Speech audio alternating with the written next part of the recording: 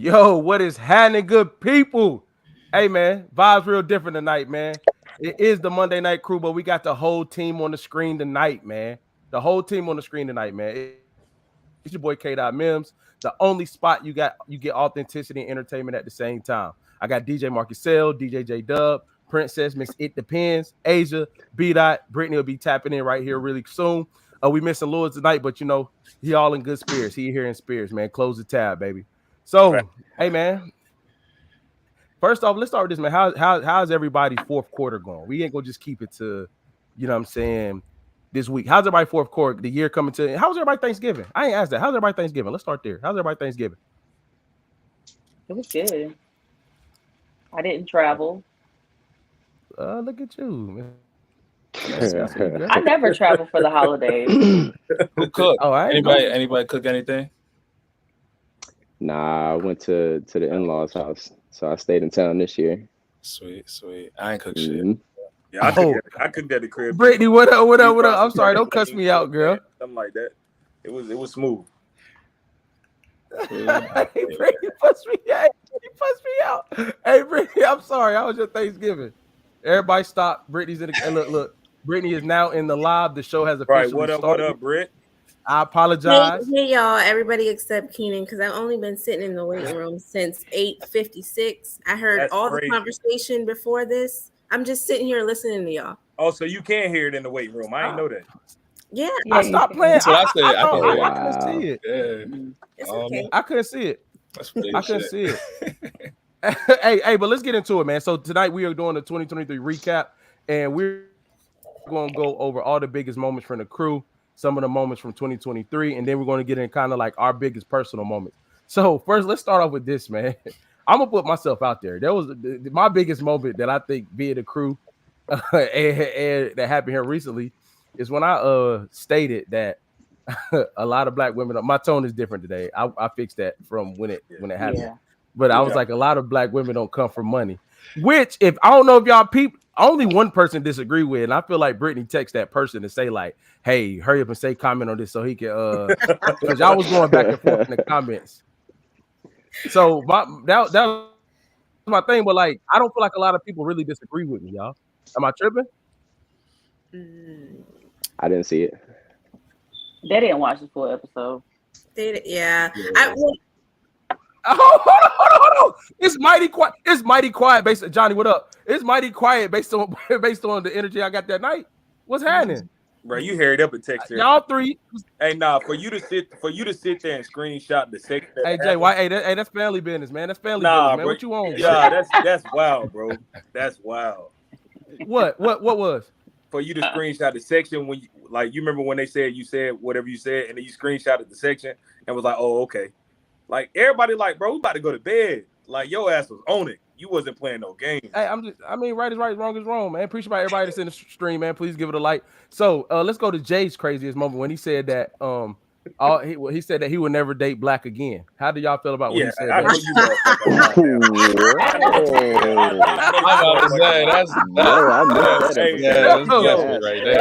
Hey, how do y'all feel about when Jay said that? That was never. Don't do that. Don't do that to my bro. Yeah, you on some wild shit tonight. Okay. Hey, Jay, how did y'all feel about what Jay said? Yeah, motherfucker, I ain't say that. He's good on that. Yeah. hey, that was good. I'm not gonna lie, you got me good, bro. I'm not gonna lie. Yeah, waiting on people to say how they felt. How did y'all feel when Jay said that though? I never said that, man. I only date black. I missed that episode. He didn't say I was not there for that one. Exactly. I appreciate y'all. Thank y'all. You know what I'm saying? I don't know what the fuck he on. All right, let's move right. Okay, so another. I'm gonna get beat out next. I knew that was coming. Hey, that was a good one. So, context, live moment, context. So we were talking on last name loyalty sometime now, and bdot. We were talking about times where you either been through a phone or your phone went through. So this specific situation, bdot, you can explain it, bro. Tell them what happened. I ain't even gonna talk for you. You tell them what happened, bro. I'm sitting there playing the game, and the phone was left next to me, and I noticed it, and I tried to talk myself out of it. It didn't work. Ended up going through the phone, and I found what I was looking for. you know, I had somebody bringing my girl dinner, picking my girl up. Jesus You know? Christ.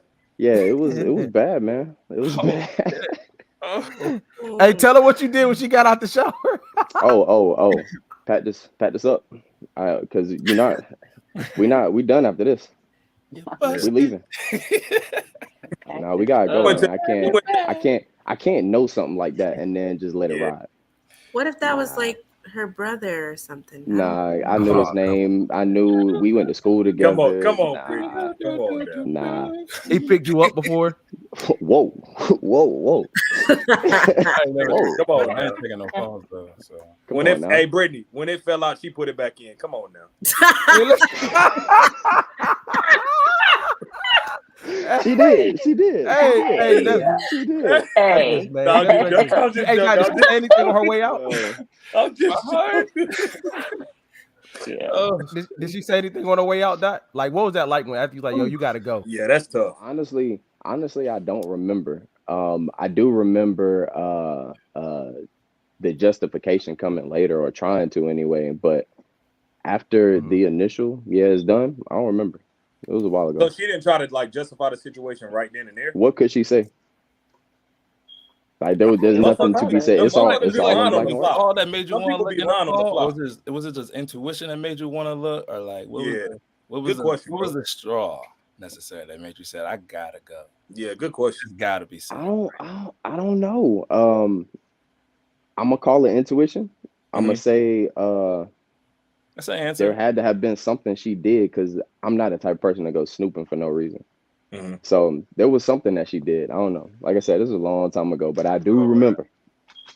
You gotta go. Keenan, what you gotta say about it? Because I feel like you got some extra. I just don't believe in intuition. No, I just don't believe in intuition. Y'all, we done had this conversation before. I believe you see signs, and the signs don't align, and then it makes you look at stuff more, and then you go look. But I'm not gonna get into. You see, I didn't label it as a gender thing. I just don't believe in intuition. Yeah. But you seeing it as a sign though is a indication of you believing in intuition, because you wouldn't even recognize it as a sign.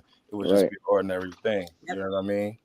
No, bro, I don't agree. Intuition is like okay, go ahead, bro. You recognize what you see as a sign and not just another ordinary occurrence. And because you recognize it as a sign, that's the something that's telling you that is the intuition. Because you see, that's called sense, man. I see something that's off, and I'm like, hey, man, what you doing? See, common sense ain't common, so I can't just. That's true. Common sense. So you don't think that intuition is linked together? Wait, hold on. Say that again. Say that again. You don't think that sense and intuition is linked together? I'm gonna exit out this conversation. Bro. So common sense is something I agree. So common sense is something. Appreciate everybody tapping in, man. Hit that like button. Appreciate everybody that's tapping in. So what I'm saying is, I don't think that you go. I don't think that intuition is like you wake up, something just on your chest, like, you know what? Oh my God, let me. You know what? I'm off this now, and that's intuition. Nothing was happening. Now, if you start coming home late, you see a little more, a little more here, a little more there. And you're like, yo, like, hold on. That ain't intuition. That's like you just paying attention to what's going on. Like the way intuition is to us is like there is no signs. There's no nothing. You wake up, you feel uneasy. Like, cool. But when you see things coming before, like if I was to ask Dot, what you don't got to share, I'm pretty sure something was off before he decided to go and like, you know what? Let me look at this real quick. No, right, but it was don't tell me what intuition though. But because he said it was nothing that happened in the moment, that's what the keen sense was, that this was the time to go check. You know what I mean? It wasn't like an opportunist moment either. So let me ask you something. He was also doing something else. And see, I would have thought it differently if he was just sitting in the room. You was doing something that you really wasn't trying to do, but you was playing a game. Niggas know, bro. We playing a game. We playing the fucking game. So you was playing a game, but you still had some type of sense. Like, hold on, I was feeling this before. Now you thinking about it. So when you gave me the idea, it was your intuition. I said I could take that's the answer to me, because I could say, yeah, you didn't just was like, okay, I'm gonna wait for her to go in the shower and I'm gonna run her shit. You know what I mean? Yeah. That's how I read it when you said it. So Doc, let me ask you a question. Jay, you had a question. In that relationship, did she go through your phone before? I hate that. If she did, it was never brought up to me. Okay, that's all. I didn't know if like. But back then, I wasn't even that guy. What happened? She wouldn't have found nothing. Word. Cause black men. If you went through a phone and didn't find nothing, would you have told her? Ooh, back then probably not. Man, he lied. They go, hey, look, I know I did it, but you should have done it. Hey, that's real. Hey, it ain't happening. Hey, so don't be December said, could it simply be given into temptation? Giving into temptation. Hey, bro, that's intuition too. Temptation is intuition. There you go. Well, you don't believe in intuition. I don't believe that you don't believe it. I don't believe that you don't believe it either. We not here for that tonight, so I'm a bow out. I do. Before we get deep into this, I do want to ask this scenario that I'm sorry. I know I said I was before, but I think it will be a good little thing started. And I really want to get the women's opinion on this. So I'm reading word for word, so y'all know y'all gotta forgive me. Hey, so crazy and effed up. I recently caught my girl cheating and etc. I don't know what and etc. means. I am 25 and we've been together for 2.5 years. Long story short, she was cheating for 6 months. I caught her and come to find out my sister knew. Who should I be mad at? And what are y'all thoughts on family members becoming closer to your spouse than you? I think they meant like closer to your partner than you. I'm gonna say. So dude caught dude cheat. This is a real story, and I asked, could I share? Caught his lady cheating. Come to find out, for 6 months, his sister knew. He didn't. I can't give everything, but like she was kind of like not aiding it, but she was well aware of when and where it was happening. He comes and catches her, and then the sister is like in the middle, like, damn, yeah, I did know, bro. Who should you be pissed off with? I'm not mad at her. She knew. It's funny as shit. Yeah, you could be mad at both of them, but definitely. I'm hurt and disappointed and all the other words at my sister. Oh my gosh, that's crazy. Like that one real. Ooh. Like what? Asia, Brittany. Oh my God. That's actually crazy to me. Like in my mind, yeah, I'm mad at both, but like my sister, like that's really, and it's not just the fact that she knew, but like you said, like she knew, like knew where things were going on and all that kind of stuff. Like that's weird behavior. Like that's really odd. Super. And how I'm sorry. Go ahead, Princess. That's really odd. The only way that I could see that is if the sister knew that her brother wasn't shit, and so she didn't care. Like her and the girl created a friendship through the relationship, and she knew her brother wasn't shit either. And that would be the only way. That's the only way that I could see a sister like being okay. No. I'm just giving a scenario. Really, I already said that both of them wrong. Like, be mad at both of them. I wouldn't be playing that with my siblings. But like, that's the only thing that I could think of. But the guy got to be fucked up. Golly. I'm just really giving a scenario. The girl is in the wrong. The guy still got to be wrong somehow, right? It's I'm just trying to think of the reason why the sister would be in on it. She's trash. No, I don't think she was in on it. I just think she knew and was like, she's very in on it. You're in on it. If you're my sibling and you know that my partner is cheating on me and you don't bring that news back to me, then you're in on it. You're not at that point. You're off. I think you gotta define the relationship between your siblings too, because I don't know how close they are, right? Like, what if they're not that close? What if you're not close to your siblings? Some people aren't close. Did she still obligated to say that? Like, she's not a good person. She's not one to be trusted. It's just first of all, I agree. First of all, she can't be trusted. Second of all, I do understand where the ladies are coming from, because I look at it like this too.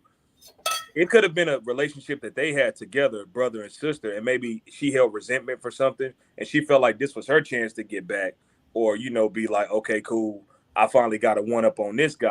I'm not saying that's right. I'm just saying that you got to have the context behind what's going on, because our sibling relationship may be a little bit different than theirs. Me personally, if you sitting there letting that shit go on, you the ops. Like, you with them. And I could never. Nah, you violated me 100%. Yeah. And I would be more pissed off at you than the person for sure. Absolutely. I had a similar situation to that story actually happened to me, and Jay, it's exactly what you just said. Like, I had to treat it like that exactly. Like, I didn't disown you. I was mad for a while, but for a while I just had to treat you the ops. Say that last part again, bro. You say you was mad for a while, then what? I was mad for a while, but I had to, because I ain't gonna not talk to this person no more because of who they were to me. But I had to treat them like Jay said, they the ops. And it was I kept you. I had to keep that person. I felt like I couldn't tell them everything like I did at one point. I couldn't do everything around them no more. It was a level of trust that was lost. I think that's the biggest thing. Brother, sister, friend, cousin, mother, bro. We done, bro. Nah. And that's like a perfect example how girl code be outruling too much stuff. Like, girl code be too strong in some instances. Like, bro, like no, nah, you done. You done. What do you mean by that? What I mean by what? Girl code be too strong in some instances. Like, for example, I don't know if this was the case, but like, I feel like sometimes, which ain't always a bad thing, but it just don't work well in every situation. Like, women are like, most women that got a strong girl code, like, well, if the ship's sinking, if we on the Titanic, they hold on to that pole together and they not letting go until the boat hit the bottom of the ocean. A dude might be like, all right, bro, you getting in a little too deep, bro. Like, hey, exit me out. A girl code, when they strong in it, they riding all the way through no matter what. Like, and this is not for this episode, and I'm like curious of how much checking goes on because the front be so strong. For real. I'm being serious. Like, I seen girl code to a fault, bro. Like, damn, like, no, you should not be riding for that behind the camera or in front of it. It just be too strong sometimes. And I said girl code because it was a girl and a sister, his sister and his girl. Like, what else always benefit of the doubt will come into play why you wouldn't tell your brother? What else will come into play where you wouldn't tell your brother?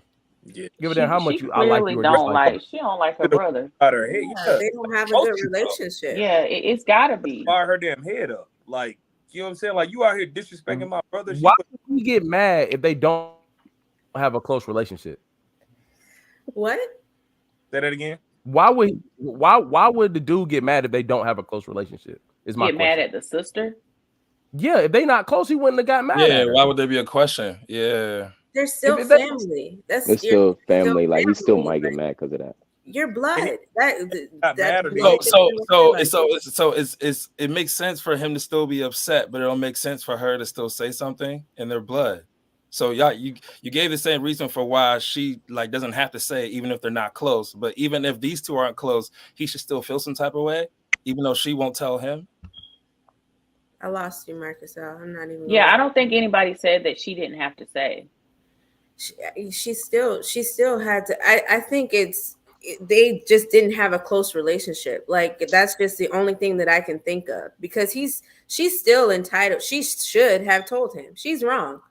Both the girls are wrong in this situation. Like, it was messed up. What? I think. Who said what like that? I don't know. Go ahead. No, I'm sorry. I thought I was muted. I knew it had to come from me. I thought I was muted. Go ahead, Brady. I'm sorry. I just couldn't believe you said both the girls. Oh my God. Both of them are clipping wrong. That. Go ahead though. I'm sorry. Forget it. I forgot what I was saying. Hey, but we go. I just wanted an opinion. I think that that family relationship will never be the same again. So, hey man, getting into 2023, I feel like we should kind of start now and work our way back up to the beginning of the year, man. And I don't want to. All this is allegedly what we about to talk about, but y'all know the biggest thing. It's kind of over with now, but I want to kind of talk about, the P. Diddy and Cassie thing came out, but the different thing that a part of that's not that specific situation.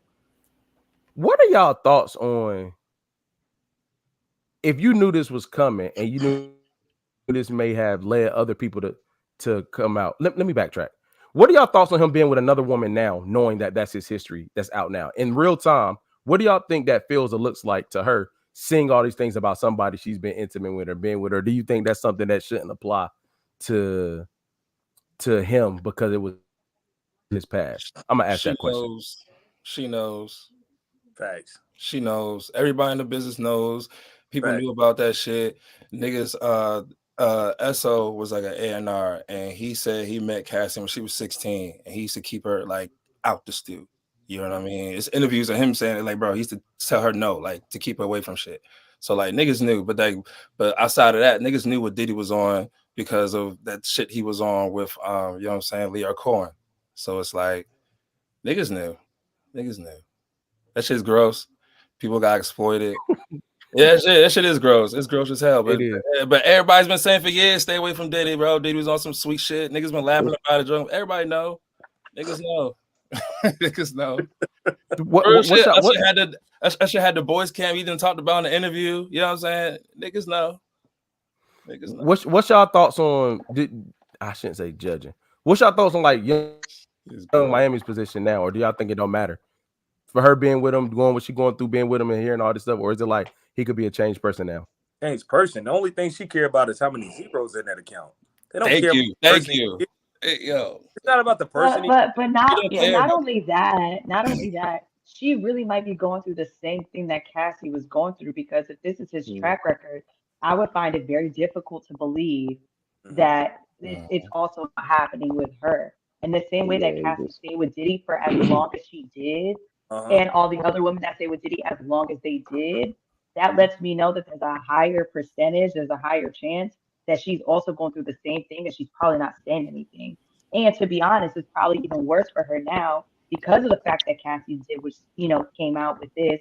Now Diddy's probably trying to tighten the reins on her and threaten her in ways that we can't even imagine. So that's for me, I don't think it's necessarily like, yes, I think money is a part of it, but I think a bigger likelihood is that she's going through the same stuff that Cassie is going through, even worse, because now it's put out there. So now everybody's like, people have been talking about her nail color lately, like something as minute as her nail color, meaning that they're just under a bigger microscope right now. I don't think she cares. Let me not. I don't know if she cares though, because I haven't. I can't really say, because Cassie didn't, you know, speak out, whatever, till years later. But for me, I just feel like as a woman that has her own money, because Carisha was already established when she met Diddy, right? Like Diddy kind of brought her in with whatever, this fake boyfriend girlfriend thing, and then he's dropping zeros in her account. But the fact that she already had her own money and you knew his track record because you're in the industry means that you made the choice to go and be with that man that did said things with X amount of people. So I'm not sure if she really cares, if it really matters to her. Like, she's okay with being in that space. Absolutely.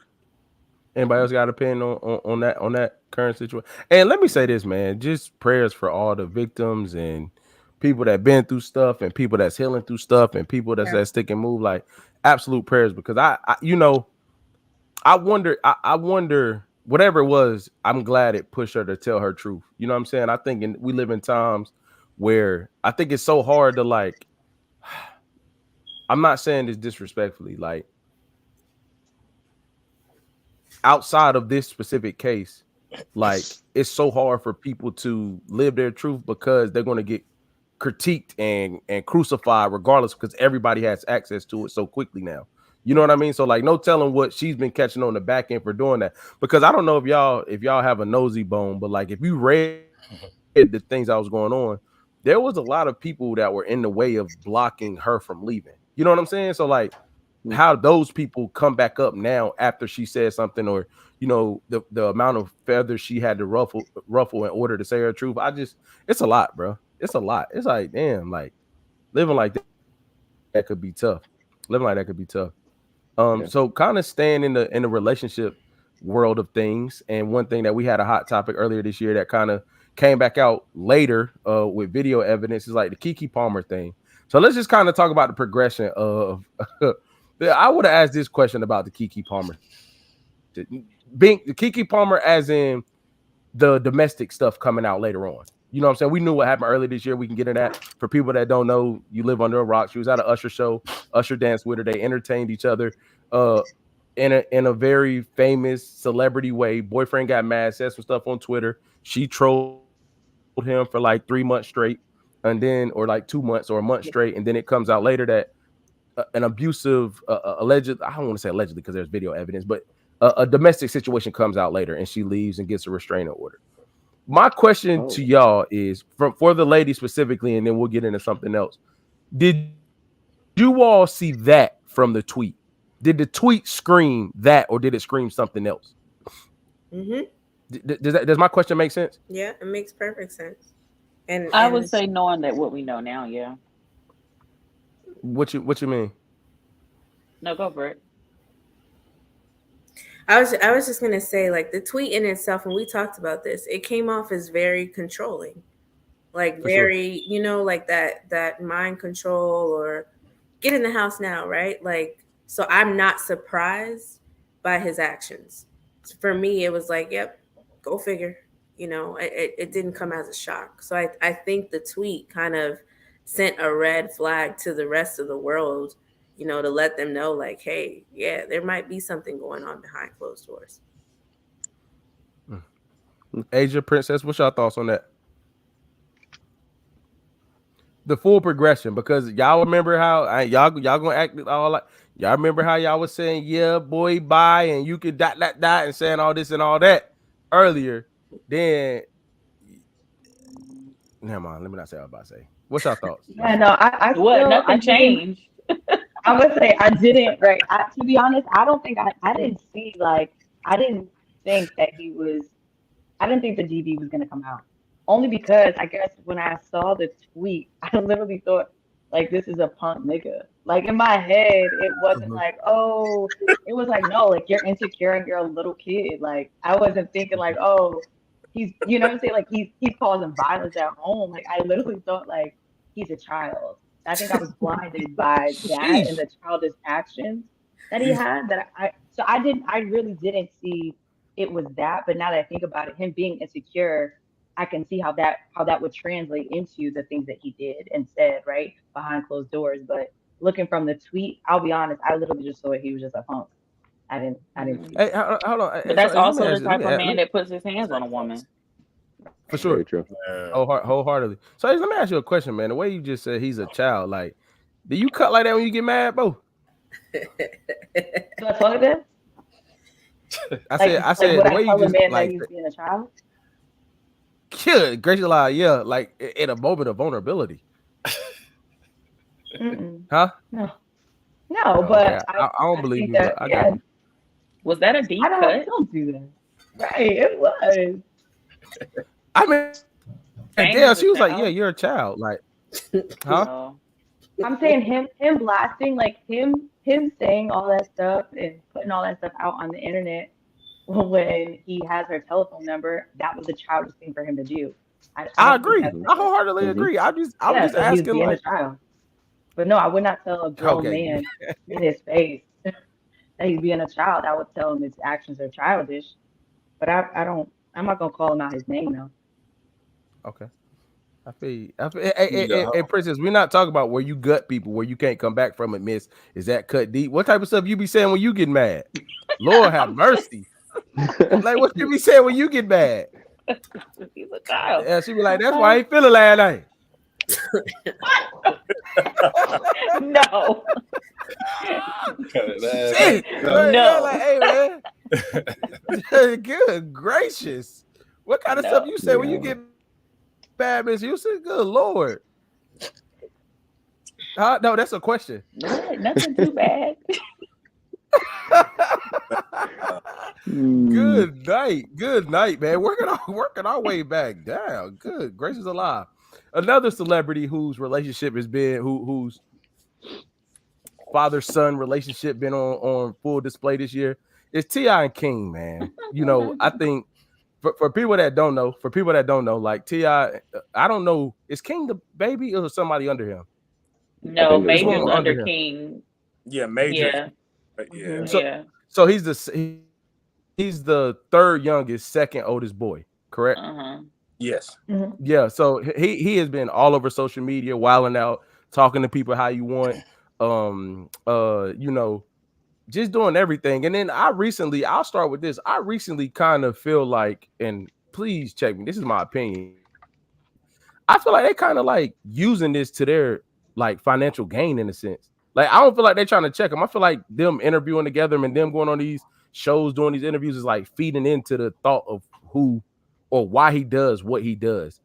You know what I'm saying? Like, so what's y'all thoughts on T.I. King, their relationship, how wild he is, how he acts versus is that embarrassing the family? Is that just a rich kid with money wanting to be hood? What's y'all thoughts on the T.I. King relationship dynamics, all the above?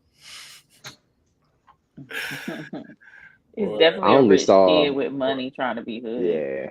Thank I you. only saw that little clip, you know, at the football game, and I saw exactly that. A rich kid trying to be hood. His parents called him on it. He ain't like it. Got in his feelings, and it escalated. Yeah.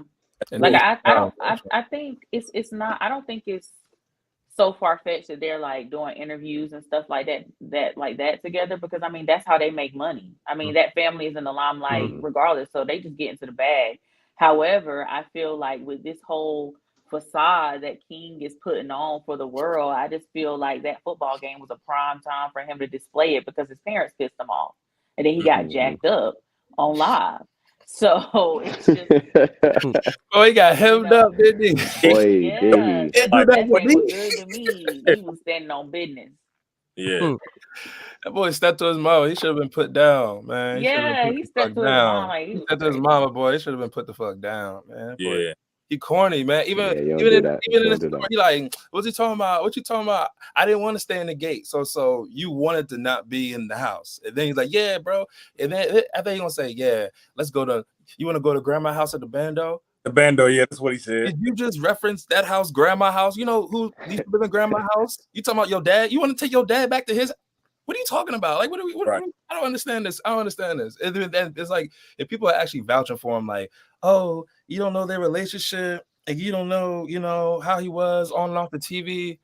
And I'm just like, some of y'all really, I don't know. I'm not gonna say they don't really. I don't know. I've had some trouble with some family members, man. I just understand. I understand. Some people gonna do what they want to do, and he want to stay in the house. I can't force this nigga to stay in the house. So where are you gonna go? I'm gonna go to my family member house rather than have you go in the street. That's the next median. So hey, if you want to do that, cool. Do y'all think you could teach your kid struggle or teach your kid like? I shouldn't say teach your kid struggle. Do you think there's a way to what I like? I agree with everything everybody been saying. I just get like he wants something to be wrong, regardless of how good the situation is. Do you think when you come from a certain status, you can teach your kid humility, the struggle, whatever is the thing that makes people come out? I don't want to call him a bad person, but makes people come out Entitled? a little more humble to him. See, but like Princess, my thing is like there's a lot of people here that don't, let me not say that, about to get myself in trouble again. In my opinion, there's a lot of people that like entitlement isn't really tied to money to me no more as far as kids, because you know what I mean. Like typically when we were younger, you know, if you had a certain amount of money, you probably feel more entitled. Now, having money doesn't really correlate to like the way how entitled kids feel. You know what I'm saying? So like, how do y'all think on that level, or even on our levels, you teach your kid how to have the same mindset or the humility, how to work hard? Because I look at his other two sons and they still working hard, trying to find their own way. They're very humble about what they do. So like, how do you think you do that? How do you think you teach your kids that, if you still can, being that they may not experience life the way we have, or what the world looked like when we was coming up? I think you can definitely still teach your kids that his two kids have accepted what's going on. They accepted that they were born into a wealthy family. They accepted that they were, you know, had opportunities that a lot of kids didn't have. King's situation is this. His perspective won't change because it's what he believes. King feels like because he was at his grandma's house all the time, even though his grandma wanted him to be over there, he became a grandma's kid. So when you're arguing with a person over facts, the shit don't make sense. He said on live when they said silver spoon, he said, silver spoon where? As we can all see, bro, you had a silver spoon in your like. Fuck is you talking? What's up? You got your house. With the person in his mind where he sees the bando, like he don't process what The what, Jay? Johnny's saying to him. Jay, he said the what? Bando, like, come on, bro. Motherfuckers done been in the trenches for real. Like, that's not no bando. Like, and if you think that that's the bando, that's where the problem lies. Because you have a father that's been in these bad parts of Atlanta who's been through these situations. And I think with Damani and the other, I can't think of the older, I can't think of all the kids' names. But anyway, I think they have accepted that they have a privileged life, but it's okay to have that privileged life and find yourself. He's trying to detach from that because he want to be from the bando so bad that he doesn't understand how good his life has been. All Tiny was trying to explain to him was, listen, you were at your grandma's house, and that's cool. You had a great experience, all that. But what me and your mother have set you up for, a lot of kids don't have that. He don't want to accept that because it's gonna make him look like, oh, I ain't get it out the mud. I know y'all seen the episode where he was like, I just want to make a name for myself. He in there doing all that crying and shit. Yeah. So you doing all that crying and shit. That's what everybody done cry like that before, man. You said what? Everybody done cry like that before. Yeah, but no, T.I. did the right thing. Y'all had baby in his ass. He need to tighten up, first of all. Because him crying like that, we would have had to go off set. Because you got me up to be in there crying like that. Yo, I didn't see that. You got to look at the bigger picture. Their baby. It's okay to cry, y'all. He's a baby. And then the moral of the story is like Tiny's just trying to say, bro, we set you up. Accept your life, and you still can make a name for yourself. That's all I'm saying. And y'all know where all this took place at? Where? In public. In a suite. So end of discussion. Because he was there in the suite. All right. Oh my God. So what are we talking about, King Harris? Like, for real. Because if he really got it out of the mud so bad and he have no silver spoon, then he would have passed on that family function. Yeah. I'm in the nosebleed with it. You know what I'm saying? Yeah, like nosebleed to the death of me. Like, what are you talking about right now? Where we be at when we go to the games, ain't it right, fella? Facts. No. Classic. It's a fact. We wasn't for real though. Hey, so but Marcusel said so earlier, bro. He was like, it's okay to cry. I ain't gonna change the whole topic of tonight or get on that, but like, I don't think that's true, bro.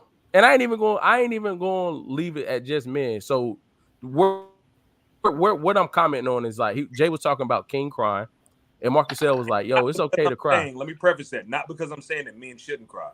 I'm saying the context of crying in and the situation. T.I. was trying to be a father to him, and the grandmother and the mother didn't allow that space. They were baby, and they were sitting here saying, it's okay. And I think that's when you take that father dynamic out of the picture and you have guys that are like that. I agree because I never saw the clip. I was just saying that because I was just being a dickhead. Bro, get the fuck. Nah, real shit. You know, I'm an advocate for men's mental health, but I be saying, you know, telling my niggas that yo, man, y'all know I ain't gonna go down on y'all know people. It's all right, nigga. Yeah, it's all right, man. Yeah, I think the time and place though. I don't think you should be doing that shit on live. Like, I don't think you should be crying online on no shit. But yeah, see, that's the problem, and it's like okay. This is the problem. This is why the sassy man is getting put down now, because I feel like men have been focused on not crying for so long that they're at a level of vulnerability that they're able to share their feelings and cry if they need to, depending on what the situation is. They're being called sassy. They're like, what? Please tell me what is wrong with a man crying?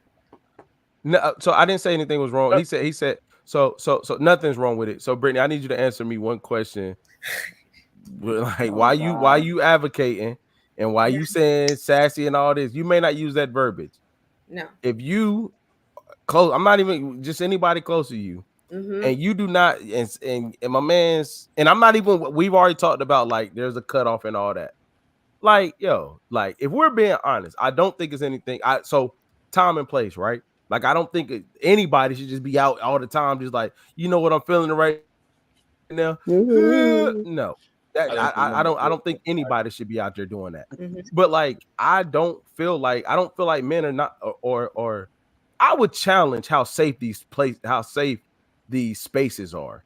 Yeah. Like, and I'm not gonna get into like I'm not creating whose fault it is, but like it's not that dudes walk around trying not to cry. I don't think we look at how safe the space is or is not. Well, I don't think that part gets talked about enough. I will guarantee you, if a safest space, a guy would cry with no problem. No problem. let me add to that. It wasn't And they about do in strip clubs. crying that I had a situation. Niggas That's very safe. Strip clubs. Niggas tell their life away in strip clubs, bro. Strippers be knowing they kids, all that. I don't know if I'm crying in Yeah, there. nigga crying. All right, nigga get the venting his life away because he's safe as hell with that booty on his lap. You think I'm playing? All right. You pay to be heard. They all be venting. They be like, bro, Facts. I don't care. but niggas be talking. And work was hard, and my goddamn supervisor. Here you go, baby. Here you go, baby. I just can't. I can't take this shit no more. Crying on some crazy. Oh, I love Thursday. That's wild. But and then smacking it after that is even more wild. But Yeah, right. Hey, say what you about to say, Jay. nah, to go back to piggyback off what you were saying, it's not about him crying in the clip. If you watch the full clip, T.I. was just saying like when he walked away, for them to not stop him and let him go outside, process his feelings, and then he'll come back and make a better decision. It's what he said at the end. So I don't think it's about the crying part. Everybody should be emotional. You should feel your emotions, do all of those things. I'm not down to anybody that cries. But in that moment, he was trying to be a father, and I don't think he was given that right because they were just trying to baby him at that moment. They saw tears and but what I'm saying is, and I'm not Jay, I don't disagree with nothing you saying or the context in which you're explaining. What I kind of pivoted and was talking about, and I'm not challenging you specifically, Brittany, but like I feel like that conversation is needed, but I don't feel like that is really implemented in real time with real people. Like those safe spaces that you speak of, like it's okay to cry and stuff like that. Like honestly, like my people that I cry around. Like I also feel like a part of being it's like this, right? Like I also feel like being a part of a mature adult is like if you feeling those feelings, like you do that in a public place, you also open yourself up for a whole bunch of people to bombard you to try to ask you what's wrong and stuff, right? Like to me, that's a part of knowing when and where to do things. I just don't believe, and I don't think it's all women specific. It could be friends, guy friends, and things like that. Like that space ain't really like that. Like, and then I go on a little more. I think it's like, yes, bro, some shit is hard. Everything is not a teardropper. No, it's not.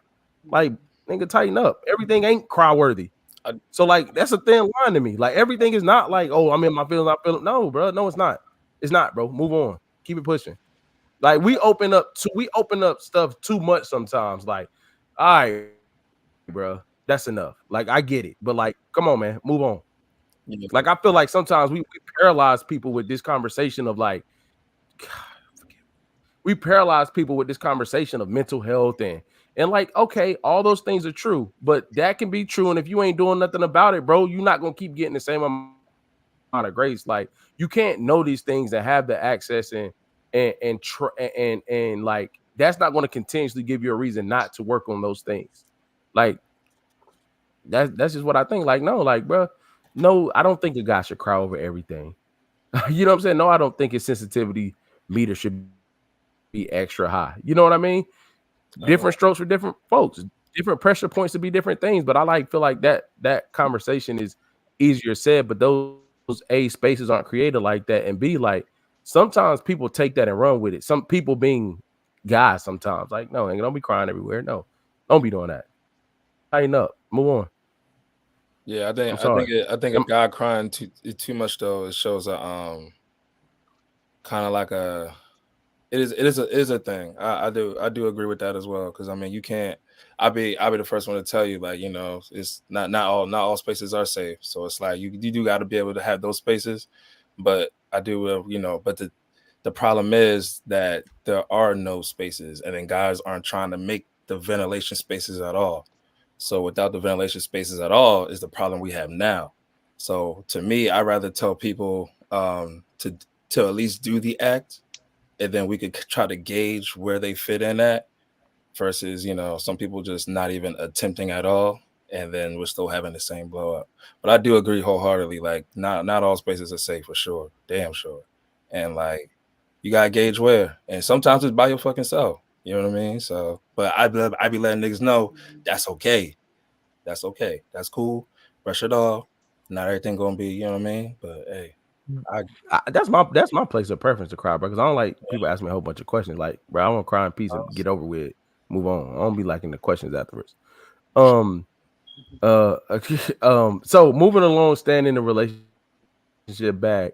So this is wild. So DJ Envy and Tyrese earlier this year, man. I can't remember what month it was, but I can tell you. So what happened was, does everybody remember? Like, I don't know if it was this year or last year when Tyrese was down bad. He was going through like withdrawals, going through the, I don't want to say addiction, but he was going through a lot of mental things where he was having a lot of videos online, crying, going through his breakup, separation, and all that, right?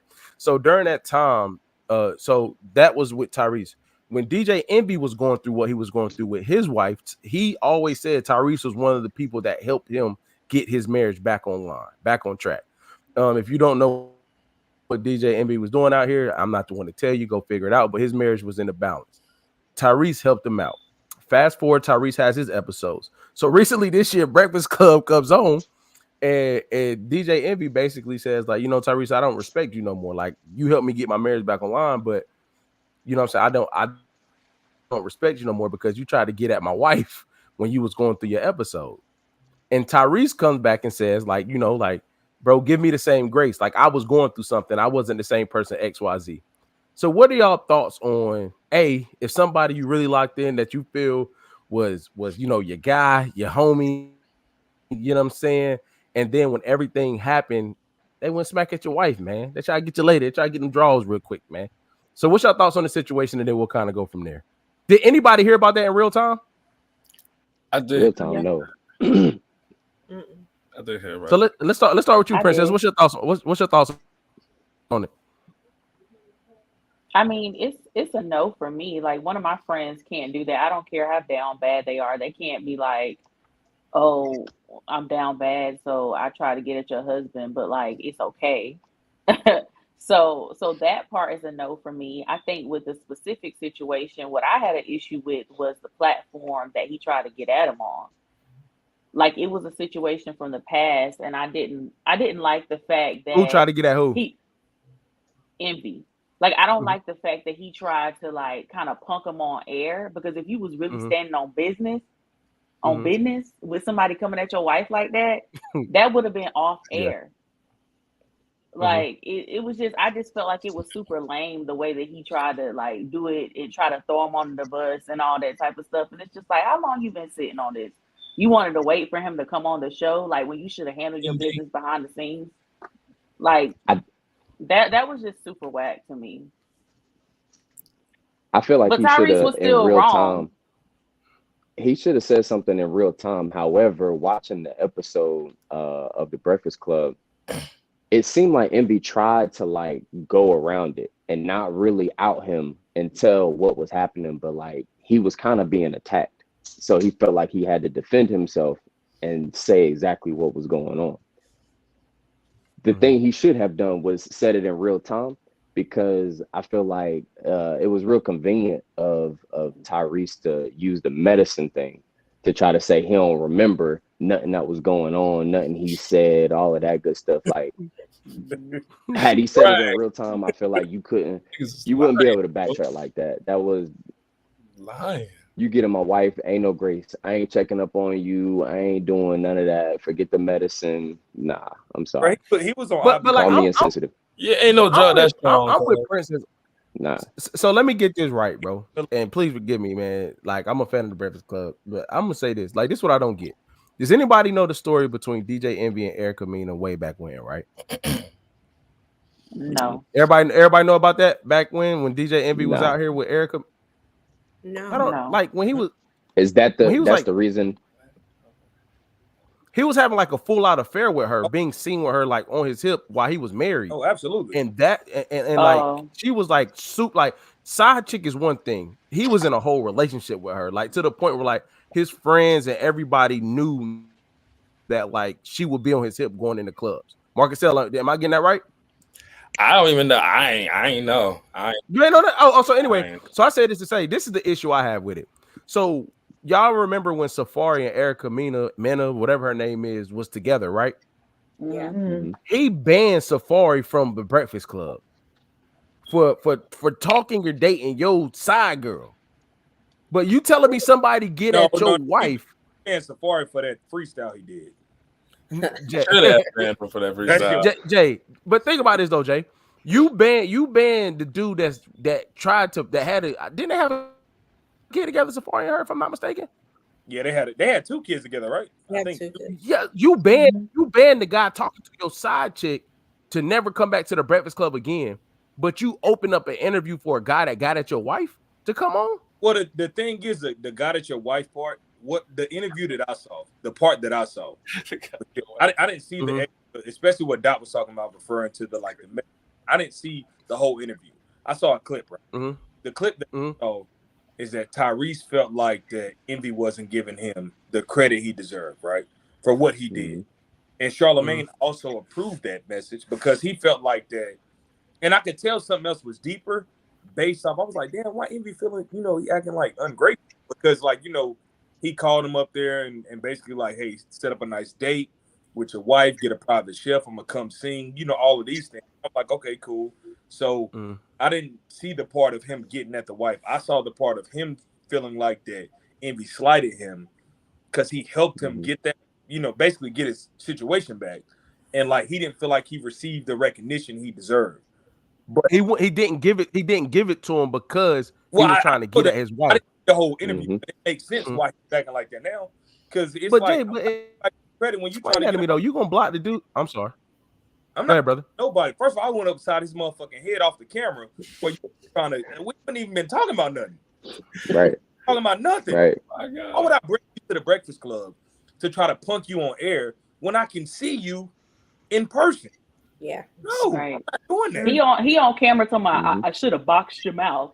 Nigga, if you don't, Envy was never like that. I'm like, you should have boxed your mouth. Like you sound crazy right now. Princess, right on then, air. He should have got punched in the motherfucking mouth right then and there for saying exactly. Right. You should have pulled up if you was really like, don't get on camera talking about I should have boxed your mouth, and he's sitting literally less than 10 feet away from you. And you talking about what I should have done, and you invited him here. Like that's stupid. Yeah. He said he gave him. That's crazy. He said he was. That's crazy. I didn't see the whole interview. That's crazy that he even did that. That's wild. Yeah. He said he was giving him grace because he helped his marriage, though. Man, that was the grace by not hitting him in the mouth. Nah. Hey, that's me not killing you. That's the grace. Nah, bro, you can't. Let you live. You can't. That's the thing. That's my thank you. You get to breathe again. I didn't say how easy. Yeah, like bro, you can't. Nah, not my wife, bro. Marcus said he would have been breathing on the goddamn ventilator. That's what I'm saying. I didn't say how easily. I just said he. Hey. Speaking of ventilators, Jay, so everybody was talking about how you was willing to take that blue pill no matter how. Yeah, I'm not gonna lie. Wait, what? Whoa, wait. Hey, let me my bad, bro. That was a mean flip, but like earlier this year, get him context, man. So earlier this year, one of the episodes, bro, we were just rapping. So I'm gonna give the off-camera conversation. So off camera, me, Dot, and Jay was just talking about like this old dude I used to work with, bro. Like he was saying he was older. He was like in his 60s. He was out here spraying and playing, cheating on his wife or whatever. And he got to telly and went and popped one of them joints. And he said he felt like his heart was about to bust. So his side woman had to end up calling the ambulance for him, like to get him out of the hotel because he was bad off, right? So then me just get on camera. So me being me and indulging a little bit, I was like, hey, bro, like, how old y'all got to be to take the blue pill? And Jay was just like, I was like, when it stopped, if it suit the day it stopped, I'm taking it. I'm like, Jay, man, that's like, yeah. And he said he'll take the blue pill. He said his man got to be working at all times. At all times, no matter what. Nah, I got to be ready, bro. Like, I'm not about to just let my shit stop. That's the end of it. Nah, that's the end of it. That's the end of it. I'm not. How you on the gurney though? That was crazy. You got fucked up. Shit. Yeah. Hey, you stupid, bro. Oh, He's man. dumb. Yeah, nah, bro. You just Going can't. out. I can't. Nah, man. You just gonna let your Like, that's not gonna be an option for me. I mean, No, sorry, that's not in my. which one? Obviously, we young. We don't deal with it now. No, but at any age. No, at any age. There is no age where I'll be feeble. There's no age where I'll be not able to walk around, get up, swim, run, anything. What you okay? What you saying though? That's not gonna be my reality. It ain't gonna be no world where my dick not gonna work. It ain't gonna be no world where I'm gonna be. I got that. So say she go out on you. What you gonna do? You say you gonna end yourself? What go out on me? What are you talking? That's what I'm saying. Nothing's going out on this world. I don't understand this language. Like I said, I don't. Man. From a place, diet different. Nah, bro. I ain't. I got you. Do half the thing those niggas do anyway, so I don't think that's gonna be my problem. I'm not. So the thing about Jay, I'm not risking my life. The conversation was based on I'm not risking my life. How's that risking? Bro, Viagra is a blood pressure medicine. Bro, when you get an erection, you got to get blood from somewhere anyway. Yeah, but that's why it's hard to be going because it just be pumping blood. Listen, just water, bro. It's what it is. It's water. It's the secret. Here it is. The secret. It's out. Water. That's all it is. That's all it is. Look, it's so well, good. I don't got to worry about that. I'm gonna be honest with you. The Lord, I know you don't. I'm telling you for everybody. I got my gram up. I got this on like 2-3 platforms. Listen, I'm telling the world right now. Okay. All right. Cut the shit. Stop everything. No honey. You don't need none of that dumb shit. It's just water. Oh no. That honey shit. Yeah, I'm not on that shit. You got motherfuckers that this is what we were saying because this is crazy. We talked about the other thing, how people are dealing with erectile dysfunction at like our age. At like for real. I be hearing about that shit. It's Jay like was having a transparent moment talking about his life. You dealing with erectile dysfunction is crazy. Dude, tell it. It's crazy. It's not right, yo. It's all them drugs, yo. That's what I'm trying to tell you. All them drugs. Water. How they dealing with water. I'm just saying that his question to me was, like his homeboy, 65, 70. You know what I'm saying? That joint ain't getting up like it need to. Hey, bro, I'm gonna take that pill. It's not gonna be my life. Not gonna be my life. I ain't saying that's gonna be my life either. Ain't never gonna be 70, boy. I'm still moving. Watch. I'm gonna hit him. I'm gonna be in a marathon at 70. Yeah. Oh, well, that's what's up, bro. Y'all let me know how that work out. Yeah. 70. You tripping? I ain't saying none of that. But my thing is, I'm not risking my life. I'm not risking my life. Jay was willing to die to get like, you know what I'm saying? Like, I mean, I'd risk my life for my dick, but I ain't gonna act like it's not a, you know what I'm saying? I would risk my life to save my dick type of shit, but not just for pussy. You know, Jay, you literally said call me EKG. You did. Thank you. You literally said they gonna have to bring you back with a defibrillator top up. Hey, you literally said you'll die behind yours, literally. Every time they say clear, that thing gonna jump. Clear. Yeah. You better get. Hey, gonna have to. Hey, look. Hey, Jay, has to have an open casket.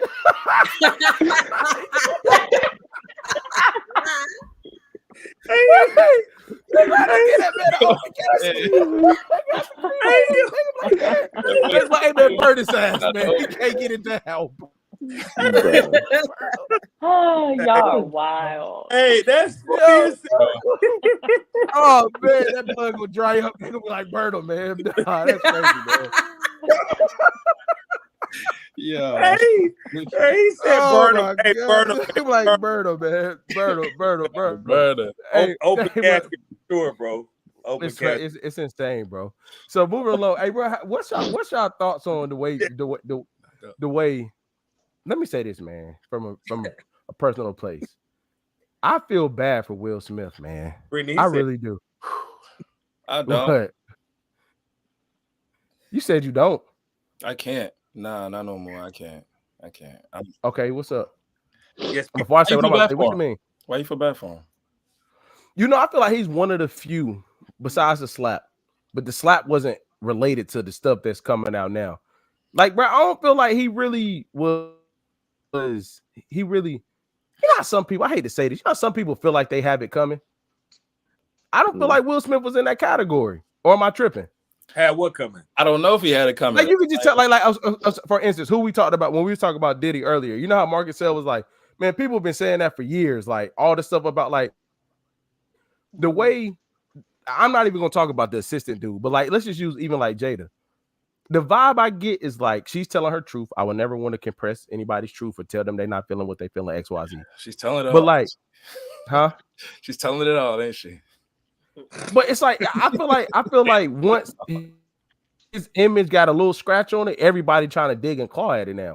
And I'm just like, bro, that man ain't really bothering nobody. Yeah, but anyway, I said that to say, how do y'all feel about like Jada's whole outing of their situation? Like, we've been, you know, for the past 7 years separated, but they'll never. Do y'all feel like it was just a clout thing, or do y'all feel like she's really needing to tell her truth right now with Jada and looks? She needs some relevancy. You know what I mean? She need another check or something. I don't know, bro. It's just the fact that if your only like content talk about anything you got is related around somebody else, you ain't got nothing to talk about, man. So every time she open her mouth about somebody else and not her, I'll just be like, yeah, nah. I don't know if it's for clout though. Yeah. You don't think so, AJ? I don't think that it's for clout. I genuinely believe that Jada believes that she is like this like flower child, this like kumbaya, this like hippy dippy. I really believe that she, like, for me, it's an act, but I really believe that she believes it, like wholeheartedly. Yeah. From the moment she came out with the red table talk, I said, "Oh, this is real for her. Like, this is." She feels that she has found her lane, her purpose, and she's sticking to that.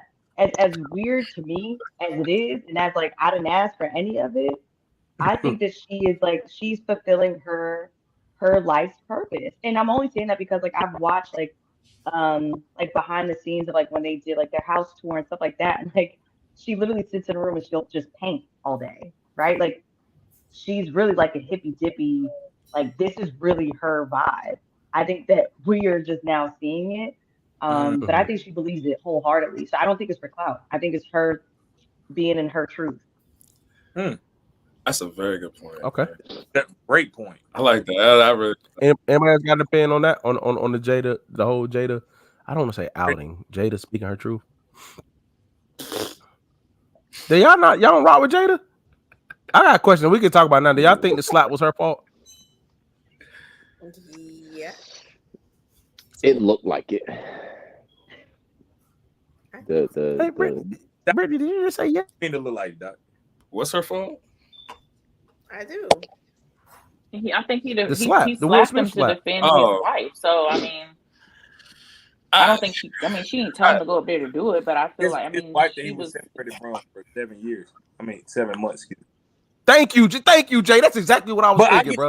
Like, let's talk about that. I said that to say, Princess, I agreed with you at first because I'm thinking like he's defending his wife. But when she came out and said, like, for him to say me as his wife and we haven't said that for 7 years, I'm like, what? Yeah, that's why it's 100% her fault. Yeah, for sure. She should have said, no, Will, but don't I do feel that. like if they separated, then I mean they showing up together. Like I feel like they separated, but okay. If y'all separated, what y'all show? I feel like if they showed up together, then I feel like he had every right to defend her. Absolutely. 100%. You want to be here? They got an image to uphold. They've been trying to uphold this image. We just found that out. Yeah, they have an image to uphold, and regardless, they've been together for years. Like if I'm showing up with you, you're my wife, ex-wife, separated, indifferent, or whatever, and you're on my arm that night, no one's gonna get on stage and disrespect you, or we take it as disrespect, and I'm not gonna defend your honor in whatever way I choose to do so. Because if so, I mean, either way, I feel like his loyalty is to her. Yep. Okay. That's true. Okay. That's true. Can I just say something that's it's so off topic? Well, it's still about Jada. The one thing I really don't like about her, though, is that she talks like she's a slam poet.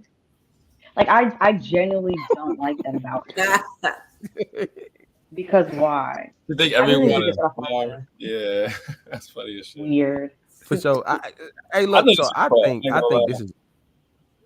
Say that again. Hey, bro, I think it's his fault. I hate she has that type of influence over him. I hate that he's gullible enough to still be, following that shit. But I hate that she is that manipulative. You know what I mean? I think both truths are still true. But ultimately, man, he chose to be a nigga to try to be Tupac. You know what I mean? He could have took that shit off stage like every other real nigga. He could have. Every other nigga knew, but how to do it. But he wanted to be Pac for a second, I guess. Hey, so I think this is a great one. We're going to pause and segue from the recap real quick. I just got some like this or that, shout out to Small Talk because they put me on the this or that game. I just been creating them and putting out. You know what I'm saying? Damn. So I want to get y'all a pick. I got two of them. Would y'all rather be in financial trouble or be in financial trouble, but you doing your thing out here, or be in the best relationship you've ever had, but it be sexless? You said financial trouble and what? Financial trouble. So like you'll be by yourself, but like you're lacking companion. Hold on. Hey, talk your talk, Brent. So would y'all rather be like in financial trouble, meaning like your money not the best, but you getting everything you want, you just lacking true real connection with somebody, or would you rather have a real connection, but it's good, the relationship great, it's just sexless, the relationship is sexless? Which one would y'all rather have? Great then? No. Nah, I need sex, Right. bro. Great. It's really good. Hold on, so I need to know all seven people pick. Let my money be told, but That's me right now. Get what I want. It's like, yeah. We good with that, cuz. So Asia, I see you thinking. What's your thoughts? I'm thinking because you said it's the best relationship I've ever had, right? Sexless. No. I hear that part, Get but it. if it is then that it was the best relationship I've ever had, then like everything else clicks. Let's just say everything else clicks, and it's not that it's bad or anything. It's just sexless, but everything else clicks. Would you rather have that? Is it because she's abstinent? Or what's the reason? I mean, am I respecting bruh, like y'all? Like what is it? Gotta be something behind it. This bar exam. How long you in a relationship? That's just what it is. Would you rather have your money be towed up, but you get what you want, or have a relationship where you got great companionship, but it ain't no ass in there? But what's my and never gonna be. Do I at least get money in that situation? So, Yo, so people, hold on, time out. So people rather have sex than money is what I'm getting. That's exactly what y'all are saying. Y'all are all saying that y'all rather no, not all. I did not say not all. The second equation gave no merit on money. That's why I was like, is there money in the second equation? Because she's just great with no sex. You have everything else. But it's sexless. You have everything else. The money's good. Y'all have great communication. Y'all enjoy each other. It's just sexless. I can't, Asia. I need you to pick because this eye rubbing and looking around. Because it's stressing me out. I don't want to play that bad, bro. That don't hit all my. Because in my head, I'm like, so there's sex, but then we doing it what in the car because we're broke and we have nowhere else to go. Like in my head, I need to understand this. Nah, you don't gotta be in the car. You're homeless. Yeah. I'm just saying if you have everything. Hey, one at a time, y'all, so everybody can hear. Go ahead, Asia. If you have everything, right? So it's like either you have everything besides sex, right? Or everything is a full complete check. It's just sexless. Full complete check. Right, just sexless. And then the other side is you have no money, but you have sex. I mean, he said a financial hardship. Yeah, like you got and financial hardship leaves the door open to a lot of things. What's happening? I don't care. I'm just saying that's why I'm asking for clarity because he changed his mind on it's the best relationship. It's like one of those months. Like, hey, look, you know them months where you get paid every 2 weeks, you get a month every now and again, you get paid 3 times. Mm-hmm. like some type of financial trouble. Like on that month when you get paid 3 times, you could do something. But on them other 2, boy, you pay them bills, bye, and you in the house, bye. Then I just go have sex until the month come back around where I get paid 3 times. I'll see you later. Shit.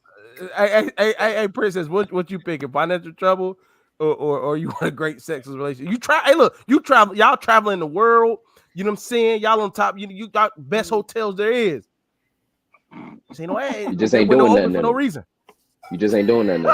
Yeah, no, I'm going to the financial hardship. What? Amen. Because I'm gonna figure it out. I won't stay down for long. Brady's an anointed pastor. She said, "Amen." Yeah. Hey, hold on. I won't stay down for long. Hey, no, you can't get out of. Asia, so you saying you picking a sexless relationship? Yeah, sexless relationship? She's gonna say she's gonna masturbate. Watch. I just masturbate. Yeah. Hey, Marcusel, you see what I mean? And no, you can't do this, right? No, are you able to do that? Is that a loophole that works? In my mind, yeah, that would be a loophole. Only because I'm just thinking like I would. It's like if I'm traveling, if it is literally the best relationship ever, that means all the other things are literally there. I don't have to worry about the stress. We're not arguing. Everything is good, and I'm having a good life. I will pick up a couple toys and enjoy that part too. But you said sex. There's gonna be somebody. There's gonna be somebody that you want to, right? I mean, or it's just relationship bearing and not all things bearing. I ain't think that far, bro. I just thought it was a good. Hey, Jay, we know what Jay picking. Yeah, we already know. He about to go through the roughest time of his life. You gonna run it? So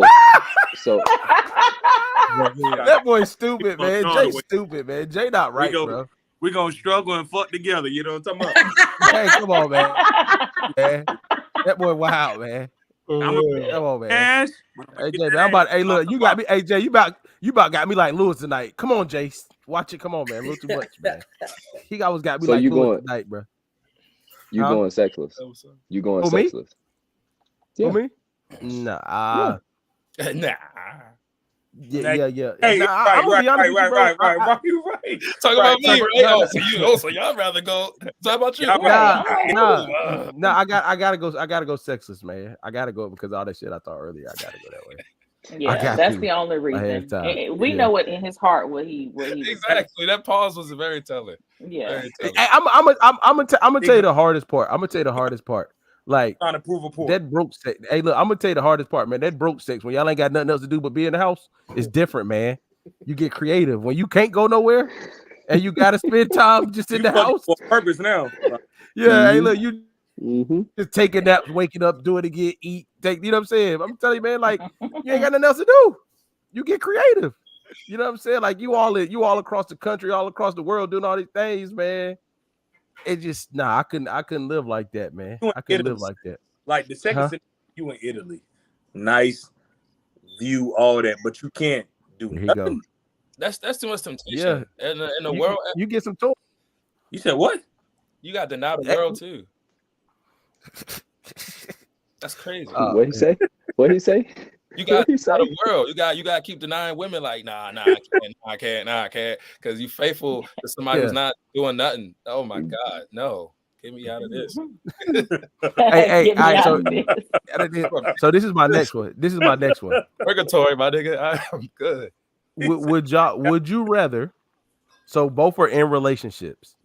Would you rather have your partner's family hate you, can't stand you, hate you, absolutely hate you, or your partner have a good co-parenting situation that you can't figure out? So meaning like they're co-parents, but you feel like there's something still there, but you can never put your finger on it. Which situation would you rather have? Be in a relationship where your partner's family just absolutely hates you, or be with somebody where the co-parenting situation is so good, it constantly leaves you like, hold on, bro, what's going on?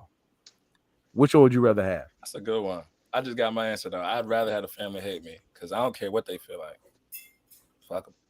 Hey, bro, I'm not so sure about that. That's a hard life, bro. It is a hard life, and honestly, I'd rather not live it. But the juxtaposition of having she got a child with somebody else and they got a relationship that I can never seem to figure out.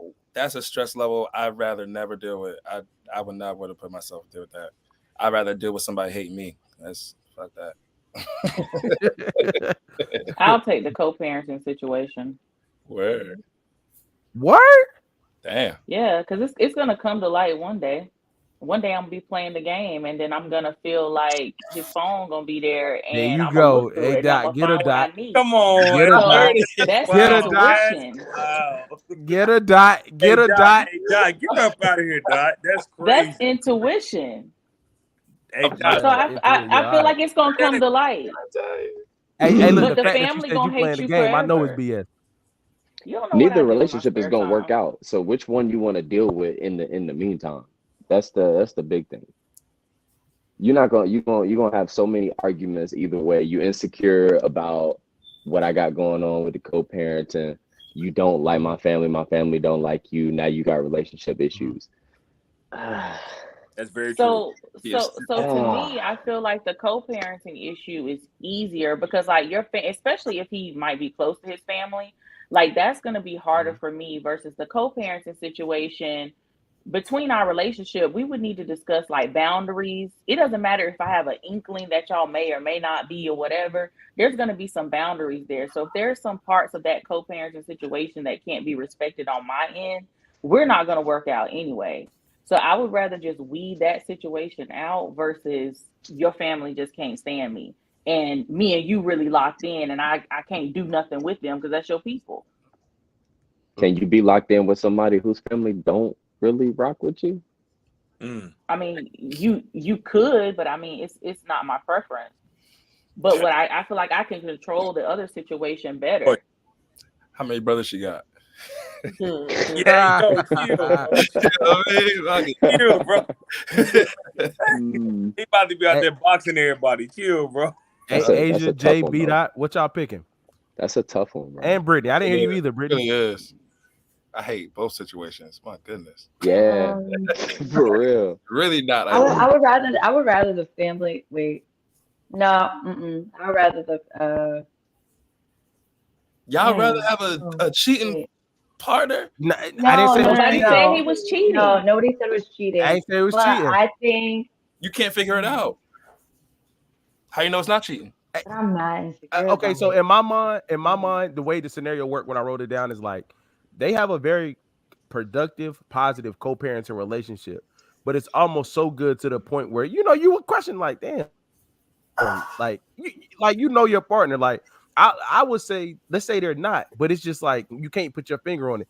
She, like in women's cases, she still may smile at him every now and again. You're like, all right, mother. Like it may just be one of those things where you just can't figure it out. Like he may not be doing anything, you may not find anything, but it's just you can't put your finger on their relationship. You get what I'm saying? Right. So are you just immature and you feel like all co-parenting situations are supposed to be a nightmare? Say that one more time. I said, or are you just immature and feel like all co-parenting situations should be a nightmare? So when you see one going well, you automatically assuming that it's something's up because this is too good to be true because you've never experienced it before. I think from what I've seen in my personal thought, I think it's more so one of those things of like you don't most great co-parenting relationships are from, it all depends on how it ended and where they were, right? Like if you got into something where y'all were never really super locked in and y'all both understood, okay, we did this, we got to move forward and we got to make this happen the way it is. Okay, that's one thing. But I think like a lot of people, I don't think certain connections just fade away. Now, me personally, I would just have to let it play out. Like I'm not going to stress myself out about that because the reason why I would pick the family hating me is for a different reason. That's a child, and I would never take a parent away from a child, so I would have to deal with that no matter what. Family is kind of like you deal with them in pockets. A child being in your house, you're gonna deal with that parent all the time. I don't think I'm gonna be real the way I am. I don't really. If something racked my brain too much, I'm like, all right, shit, it'll come out. Like I ain't about to sit here and think about it all the time. So I don't feel that way. Yeah, I would rather deal with the co-parenting situation. The more I think about it, because I was in a scenario like that. Now that I think about Which it. one? where the person that I was dating was in a very good co-parenting situation. And at the beginning, I could not understand it. And to Princess's point, it was really because I had not seen one that it was functioning well. And so I did have a lot of questions for him.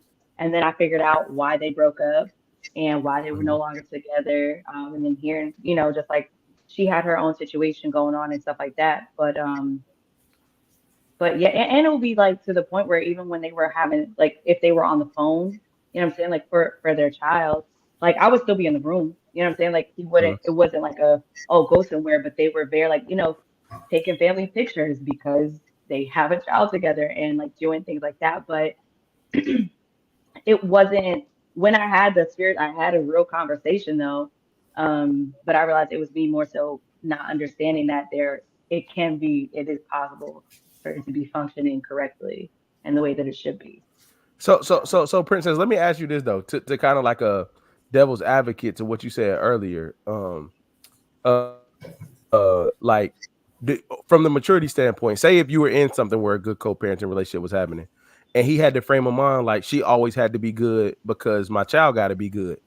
Would you be okay with knowing that there will be instances, knowing where you would, I don't want to say take the back burner of like, so the other side of that, like you challenge my thought and my ideologies on like maturity. If I would be mature enough like to know if like that's just a good thing. Do you feel like women, I'm asking you, but like, do you feel like you would be ready for the other side of that? Like knowing that this woman has to be good, she's a close second to me, or she has to always be good because my child has to be good. So when money has to leave the house and things of that nature got to happen, like it has to happen because my child is over there. Do you feel like you would be okay with that? Yes, within boundaries though. Like I was just talking about that in reference to The Shy, right? I don't know if y'all watch The Shy, but if I do, yeah, for sure. if you know when Darnell went and bought his ex-wife, and obviously they have a child, he went and bought that car without consulting Keisha, right? I literally said something about that because to me, Keisha was upset. Keisha being upset was valid because he didn't consult with her first. It wasn't necessarily like the fact that he bought his ex-wife and baby mother a car. It was the fact that you didn't consult me first as your current woman. And also, like, at the time, he hadn't done anything for Keisha yet. Like, that house came later. Keisha hadn't got no car. Keisha hadn't gotten anything. But he went and took care of her first versus taking care of Keisha first. And that's where I feel like it will be an issue. So I feel like there should be an understanding and a boundary there. But absolutely, she deserves to be taken care of too because the child is there. Okay. I appreciate everybody tapping in on the YouTube side, man. Hit that like button.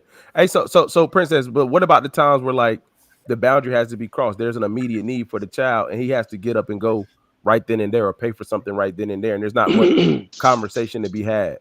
Still? What's the media where it's like right then and there, no conversation had?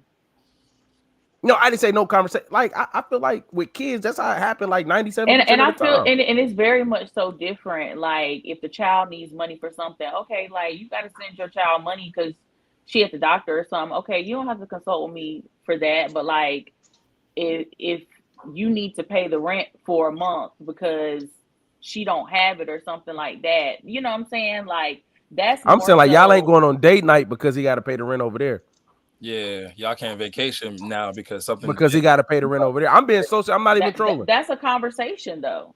And how long does that continue? It's emergency though. There's boundaries and limits to everything. I think mothers deserve a certain amount of respect. I think wives, new wife, old wife, whatever, they deserve a certain amount of respect. I definitely think a conversation needs to be had. I would go with the co-parenting situation because I feel like I'd be so secure in my relationship to understand that dynamic, but I will already have had that conversation with my spouse that your level of respect for her can't supersede a level of respect for me. As long as there's that mutual understanding, there's nothing y'all can kiki in each other's face all you want. There's nothing wrong. I don't see anything wrong with that. Even the child seeing like 3 adults actually getting along and not fighting is beneficial for the child. It's beneficial for everybody versus having his family hating me. That was the other question. Like, I'm too family oriented to not be, connected to his side of the family. That would bother me a lot more than a co-parenting situation. All right, so we got a comment really quickly.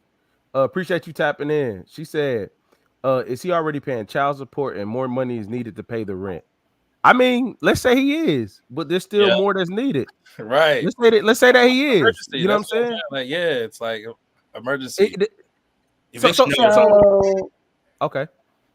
So real quick, because I love that question, because for me, it's then know that then the child would then stay with his dad in this case, while the mom goes ahead and figures it out. I don't understand why it's like the son or the kid has to stay with mom. It's like, no, if the dad is an active father, then okay, if mom is going through something, then the child would then go with dad, because that's also primary caregiver, right? There can be two, while the mom works whatever hours she needs to, talks to her mom about whatever she needs to, because he has already contributed financially to the household. Because and that it has to be that boundary there, because unfortunately there are some women that will then take advantage of the situation and then create it to be like, okay, well, now he has to be head of household, which is not true. He is to be the child's father and supporting him financially to a point. But it's like, okay, if there should be an equal load there financially and with spending time. Okay. bdot, man, you've been kind of quiet, bro. What's your thoughts? Which situation you taking, man? Appreciate Just your comment. so that I'm clear, wasn't a part of that scenario. There's something about the relationship you can't put your finger on. When that part of the scenario, right? Of the co-parenting part. Yeah, that's the part that I wouldn't be able to deal with. I don't feel like in a good co-parenting situation, I should have to worry about something going on. I should be able to be around everything and be in every scenario. Maybe not every scenario, but be there and not be like, hold on. That's the part of the scenario that kind of drives me to the other side. Like I said, a good co-parenting doesn't have to be anything other than two people who are in a situation where they're making it work. It shouldn't be anything else. I can, I ain't gonna add nothing to the scenario, but you can change how somebody feels about you as far as the family not liking you. But man, I don't know, bro. I'd rather deal with that side. It's her family. I gotta know how you are with your family, bro. I don't. They don't have to like me. You're right. All right. So, my bad. I don't see a problem with us helping mom, but with boundaries of a time limit for extra financial support of mom to end. I can understand that. Saying that it has to be a time limit. Oh, saying that it has to be a time limit in order for the financial support to end. Yeah. You know what I think? I just think that, like, I think that's if I was with my wife and I had a child that I was taking care of, child support, no child support, boundary, no boundary, like, it would be hard, because this is the other thing. Like, I mean, I know we're not going this deep into it, but like, I don't think of a mom, like Asia said earlier, like, there will have to be a conversation of said child coming to live with dad, right? Realistically, like, in some scenarios that should even happen before we even get to this point, right? So saying that to say, like, a mom is not gonna be like, you know what, okay, go live over there. You know what I'm saying? Like, I think that's hard for a mother to let go of her child in that sense. You know what I'm saying? So like, I do get it, but I'm saying, like, as a dad, as a husband, I would hate to be torn between those two titles. That would be the hardest thing to do ever. Like, I'm a husband and and then God forbid I have a child in our house. You know what I'm saying? Like, that's those two titles I would not want to be torn between, because I ain't gonna lie to you, yo. Like, either we gonna fight to get my kid out, or I gotta look out because it ain't me looking out ain't even about her. It's not even about her. You know what I'm saying? Like, nah, man, that's tough. That's tough. Yeah. That's tough. That's tough. Yeah. Hey, before And we shout out about to to my get. sister for the questions in the commentary. That was. Oh yeah, That's my sister. salute. Yeah, for sure. Oh, appreciate you. I last this or that. Then we're gonna get back into the recap. So, would you rather have access to what you currently want, so everything you want right now, whatever that is, money, cars, travel, whatever that is, and have peace? Excuse me. Would you rather have access to everything you want, or would you rather have peace with what you have, but what you have right now is the cap? So like all the anxiety, stress, and things you feel right now will go away, but this is what money, job, this is what it will look like, but you will have complete peace. Or would you want all the things that you think you want, but you don't know what that comes with? Which side of the fence y'all going on? Give me that shit. Yeah, everything I want. I ain't scared of no future, nigga. I ain't scared of nothing. I ain't scared of nothing. I ain't scared of nothing because I know every man has been through it. You know what I'm saying? Every woman too. Everybody's been through it. Fuck that shit. Yeah, nigga. Nah, right. Nigga, run the ceiling up. There's no ceiling, nigga. Let's go. Fuck that. Ain't gonna stop me right here. All right. So okay. So both you going there too, Asia? Yeah, give me everything I want. Princess B. Yo, so but do y'all feel like y'all know? I'm not saying y'all don't know how to handle it, but do y'all think that would have that would? Does that are y'all sure what you want would equate to peace? Yes. I'll figure it out. Yes. Yeah. There's a 50-50 chance in your I scenario. yeah. There's a 50-50 Sure. chance. What I want, I'm pretty sure I'll be happy. Yeah. If I get what I want the way I like, I'm pretty sure I'll be happy. It's my Appreciate first everybody thing. tapping I'm on just being YouTube. realistic about it. Like my first thing in my head is like, and this is such a millennial thing to say, I feel like, but like my student loan debt is done. That in of itself, I don't have to get nothing else has to be added to whatever. If Sally Mae is settled, I'm at peace already, automatically. Nah, for real. Automatically.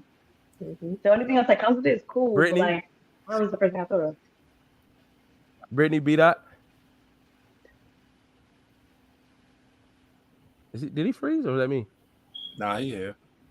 Oh, Yeah. bdot. Which one you going with, bro?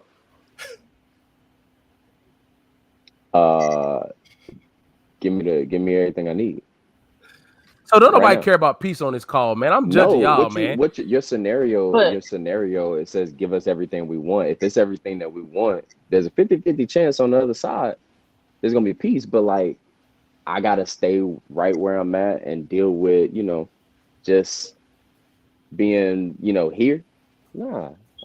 I need to see what But else your comes life will with be this. peaceful, simple. Yeah. You'll be Yeah, happy every day going to work, clocking in, coming home. Like With everything Yeah. I want, it'll be peaceful Yeah. too.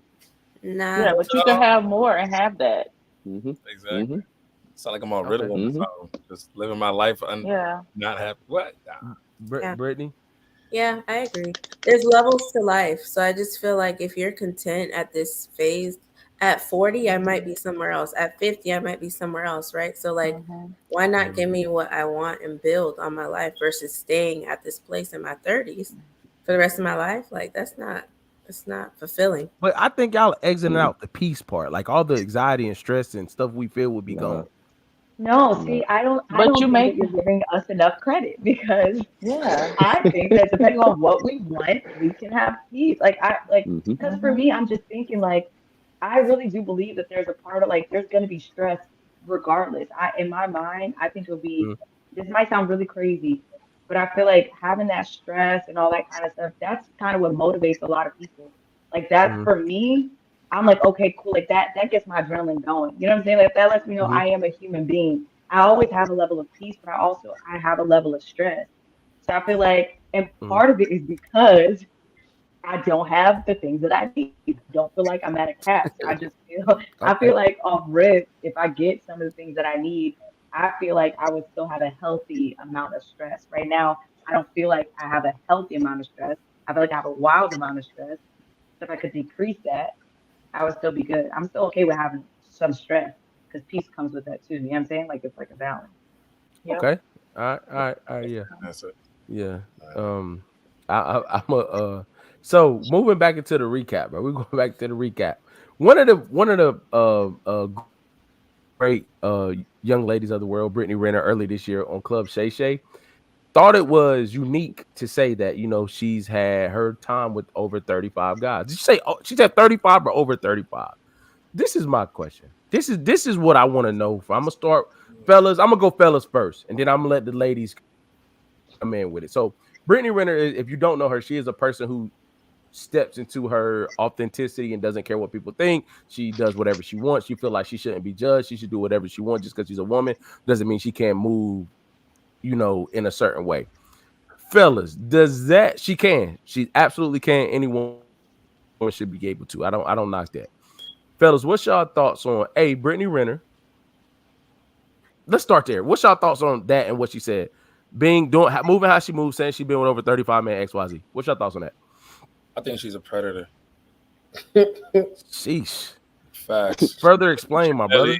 She literally came out saying how to go after younger men and how to lure them and manipulate ways to get them to do what she wants and have babies by them, and then she literally did that. So yeah, I mean, she's trash, you know. It's okay, but she don't care how I feel. So I think it's okay for me to feel. You know what I mean? Like she don't care. I'm like, cool. Yeah, I ain't paying her. So she's sliding DM right now. What's the result? Left on red. I don't pay that. Nah. I don't pay that, bro. Nah. Okay, bdot, what's your thoughts? bdot? One. She got one. Yeah. And that guy is younger than her? Yeah, he was in college. Wasn't it? Yeah, he was young as shit. Yeah. I think his name was PJ Washington. Yeah, PJ Washington. I thought he was already in the league. He was in the league whenever. Hey, Princess, he was, but she got with she got with him during that transition of college basketball to getting drafted. Oh, okay. I don't know how old she is. That's why I'm asking questions. Because you said predator, and I'm like, how old is she? She's too old to be looking out for 19-year-old boys, looking for boys to go from college, or what are they, 20, 22, 23, trying to get 23-year-old boys that are in college going to first leaguers. Like she literally, it's like a gold digging manual, and then how to get money from them, and then how to have a baby. It's like, and then you telling other people to do it. I don't know. One of these days we're gonna call out bad behavior and things that just aren't things that we want to see actually becoming of people. And I'm gonna do it. She's not cool. That's just not cool. I don't care. All right, before we go over to the ladies, bdot, what's your thoughts, bro? I agree. It's not cool. It's not. Hell no. She can do what she want to do. For real. I mean, anybody can. Just stop. Just don't broadcast it. You know what I'm saying? Just keep your stuff to yourself. If you want to open your legs for any and everybody, do you? I don't need to hear about it. That's just. I don't care. She has two. She ain't my cup of tea. She ain't my cup of tea. Appreciate you. She has two children. I won. She has two. She has two? By who? Yeah. Can you let us know? What's the C for, Princess? Juanita, can you tell us with who? Is it with the same guy? Nah. I hope not. All right, so ladies, I don't know why he did it, so I'm not really mad at because I'm never. You know why he did it, boy. Don't do that. You know why he did it, boy. And as a same way you ain't leaving that thing on red, boy. So I'd be like, bro, what's wrong with you, bro? Same reason you ain't leaving that thing on red, boy. So you responded. What you telling me? You responded. Nah, not after that Club Shay Shay interview. Nah. For that possibly. Not after that Club Shay Shay interview. And Shannon incisive too. Nigga was like, oh. Nah, I'm gonna be honest with you, bro. I'll say my opinion because I didn't. I'm gonna tell you what it is. I don't care about none of that. Stuff like that don't bother me. I always had an issue, guys included, with discretion, bro. That's my only thing. Like, it's like, and I think Prince has said this in a different context. Like, there are people that's far worse than her. They just don't broadcast it and put it out there. Right. I forgot what we was talking about, but she was saying how like some people feel the need to put it out there or always put it on Front Street. Like, move how you move. You know what I'm saying? It's the discretion part of it. And what I hate about culture right now, people be like, oh, I could do what I want. I'm grown. Why like we grown, this, that, and third. But like, bro, that don't stop people from having an opinion about how you moving. Right. Like, people don't want the opinion to come with their moves, and that's the part I don't agree with. But ladies, what's y'all thoughts on her in that situation? specifically? Brittany has a lot of mental health issues. I think for her saying that validates whatever little piece of healing baby Brittany needed to happen. Because sis is just she's just been through a lot. And if you know, like that one, I don't know if you guys saw that one interview after all of this happened with the 35 dudes. She went on set and she was saying what she needed to say, and then she like threw a water bottle. And then she poured the water on the dudes she was talking to. And she was like, "What are you all laughing at?" Because they was actually talking about her, like sharing that information. And I'm like, your sense of entitlement, like this, she brings up often how she goes to therapy and all these things. Like, I feel like she felt empowered by her therapist almost to defend why she does some of these things. And that later led to like clout chasing. I agree with Marcusel on this one in terms of like she did things to climb the ladder. Like she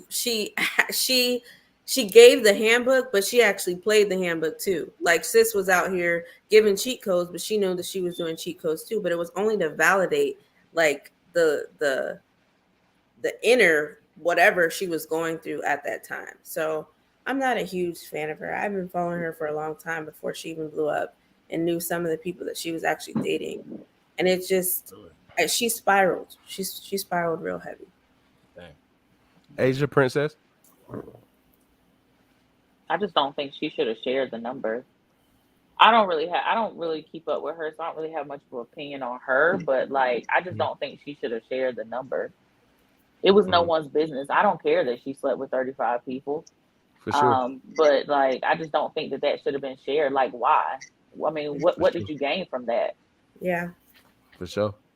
100% agree. Asia, what about you? Yeah, that's how I feel. I feel the same way. And my thing is like, even when people do the whole like, oh, I'm saying it so other people know that they can be empowered and whatever. Like in my mind, I feel like there's so many other ways that you can empower women other than sharing the amount of people that you've had sex with. I think the way that people go about things and then try to reframe it is weird to me. I'm gonna say something that's very unpopular. I would like low key, and I know we don't live in their world, but like I would low key judge who will put her on their hip right now. Like man, like no, Yeah. like it's just like girl, like and I be with. Go ahead, bro. You don't look at people for who they be with. I kind of do that. No, man, what, bro? Let me a next topic. Next topic. So what I was saying was, bro, this is the thing, bro. You know what? I don't even care. I don't even care. I go there, bro. Who you date is a direct reflection of your decision making. I don't care what you say. I don't care what you like. Who you with, what turns you what on, you showcase. It's a direct reflection of your decision making. Now let's use that on the other end. That's like when people be with other people, male or female, that may not be as cute. When they first get with them, job a little raggedy, and then but they see things right. They work with them. They come up, and everybody like, damn, they killing it now. Like, no matter which way you want to flip it, who you decide to be with, and that's even thinking about long term. It's a direct reflection of your decision making. Let's take it now. I know this, right? This gonna sound crazy. But I'll go here with it. I've been married for 10 years last month, right? And I've been with my wife 14 years, right? bdot can attest to this. I was called crazy from 19 all the way to 27 until the market of guys and women got bad, or where people cared about what the market looked like. Bro, what you doing? I never forget. I was at lunch at A&T, and I was at lunch at A&T, and I was sitting chilling, and we were seniors, so we were seniors at the student union, and me and Bruce sitting down. I was like, oh, like y'all engaged? Like what? Right? Now fast forward, like I think people think that being married young, I was like in the clouds, like oh my god, yo, this is no. It was not easy all the time to watch everybody your age going out. It was not easy all the time hearing all your homeboys being out here all the time. Like, all right, damn, you know what I'm saying? All that happens and it's not easy. But the point I'm making is how I am now and how locked in her and I am is a direct reflection of our decision making at 19. It's a direct reflection of that. We sacrifice that stuff now. And now people on the back end tell me, oh, now I'm not so crazy to the same people. It's like, man, what is you doing, bro? You tripping, bro? Like, you ain't. No, I'm not. Now, when you out there, like, and I ain't got time for that BS you talking about for the past same 8 years. Like, nah, it's a direct reflection of your decision making. And if you would put her on your hip, knowing how she is, bro, I don't feel bad. What happened to you, But bro? whatever happened after, nope. Yeah. So I, the next thing, I'm man, with I'm sorry. Go ahead, Princess. That wasn't me. No, that Oh, was go ahead. I'm me. sorry. That was me. But and I just want to say, and I'll even simplify it for you, because I do judge um whoever it is. I do. But it's not for always like the decision making reasons, right? Because sometimes, Mhm. and we've talked about this before, but like if a dude, like if a dude is with a shorty, right? And dude's out here looking crazy, I'm looking at your shorty crazy because why do you have him looking out here like this? Why is you? You know what I'm saying? In the same way, if you're with your chick and she's out here really looking disgusting, like I'm like, dude, like you're responsible for this. Like what? Why is this going? Like Hey, I judge for reasons like that. I don't just feel like it's a reflection of your decision making. I feel like your partner that's on your hip is a reflection of you You. mhm. and the Yep. things that you allow and don't allow. Like those are the things that I judge first. Hmm. Hey, so you ever looked at a girl and be like, oh God, how'd she get with him? Yes, so that's 1,000%, and the opposite way too. Uh, And then uh, sometimes I'll never be able to justify it, but then I know it's none of my business. And there's certain things going on there that I'll just never know, and that's okay. But I wonder. never mind, I ain't gonna do that. All right, so next, one of the biggest things of 2023 that I thought to me personally, I thought this was the biggest moment in the culture this year when when Offset and Quavo performed for was it the BET Awards? Yeah. Oh yeah. The BET Awards. I just want to get y'all thoughts on A, what it meant to see them together.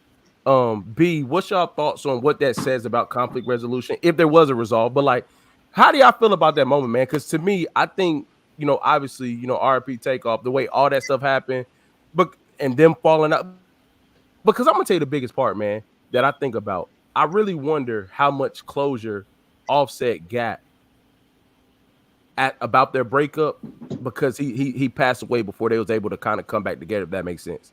Like Quavo and Takeoff stayed together, but Offset kind of went astray, and then what happened to Takeoff happened. I always wonder, like, what is that mental journey like, trying to figure out that closure. So what's your thoughts on them being on stage, what it meant for the culture, and what it kind of mean for Black men and conflict resolution, et cetera, et cetera? Damn. Y'all might as well go. I ain't even watch it. I ain't gonna lie. I stopped watching BT Awards a long time ago. You I ain't see didn't it on see social media though, like it was it. viral. I ain't gonna lie. I don't even the clips. I don't be watching that job. Maybe like red carpet. I don't be caring. BT Awards. Nah, I don't pay attention. My bad. What do y'all think? Anybody else about what y'all think about them performing together? I loved it. I love to see it. I Yeah. think wasn't there another performance prior to that? One It of was them the did by Grammys. themselves. The Yeah. Grammys. The Okay. Yeah. Grammys Quavo did by himself. Yeah. And so when I watched that, I felt some type of way because I'm like, yo, Offset can't put his feelings to the side, like they just lost their boy, like, But then seeing them come together at the BET Awards, it really hit home for me because I feel like, okay, even if we don't know what type of conflict resolution, if there was any that took place, but they were both at a level of maturity that they can go out there and honor their brother and do what they, been doing, like what the world knows them to do. So for me, it was a good feeling for, I think, for the culture, even to just see them up there doing what they do best. For sure.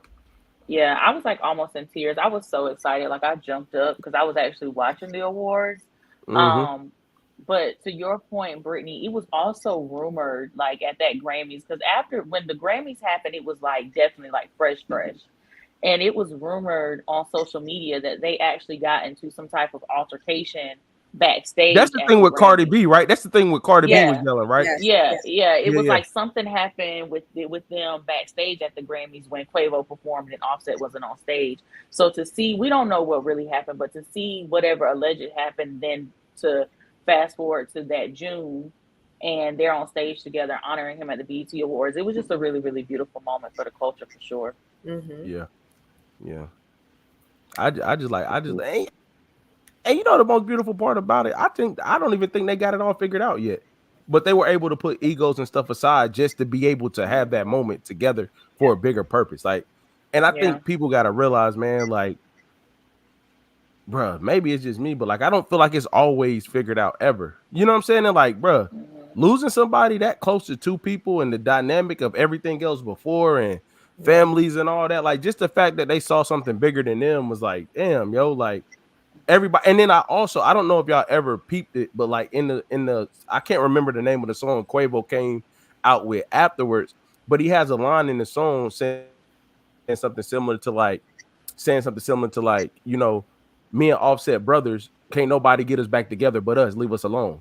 Meaning like basically acknowledging like we're brothers, we're always gonna be that, but like nobody's gonna get us back together until we're ready. So I also like that dynamic of like, nah, bro, like and true transparency. Like I feel like that directly ties into me and my older brother. Like we disagree a lot, and we may not be the closest at the moment, but I feel like him and I know that only him and I could get us back together. So what people say really don't matter. You know what I'm saying? Right. So like I think that's very, very big that was on display. And the reason why I'm using them is because other people saw it, and we other people need to see it from people of that caliber. Yeah, and I would much rather them take their time and do it on their time, because I do believe that, Keenan.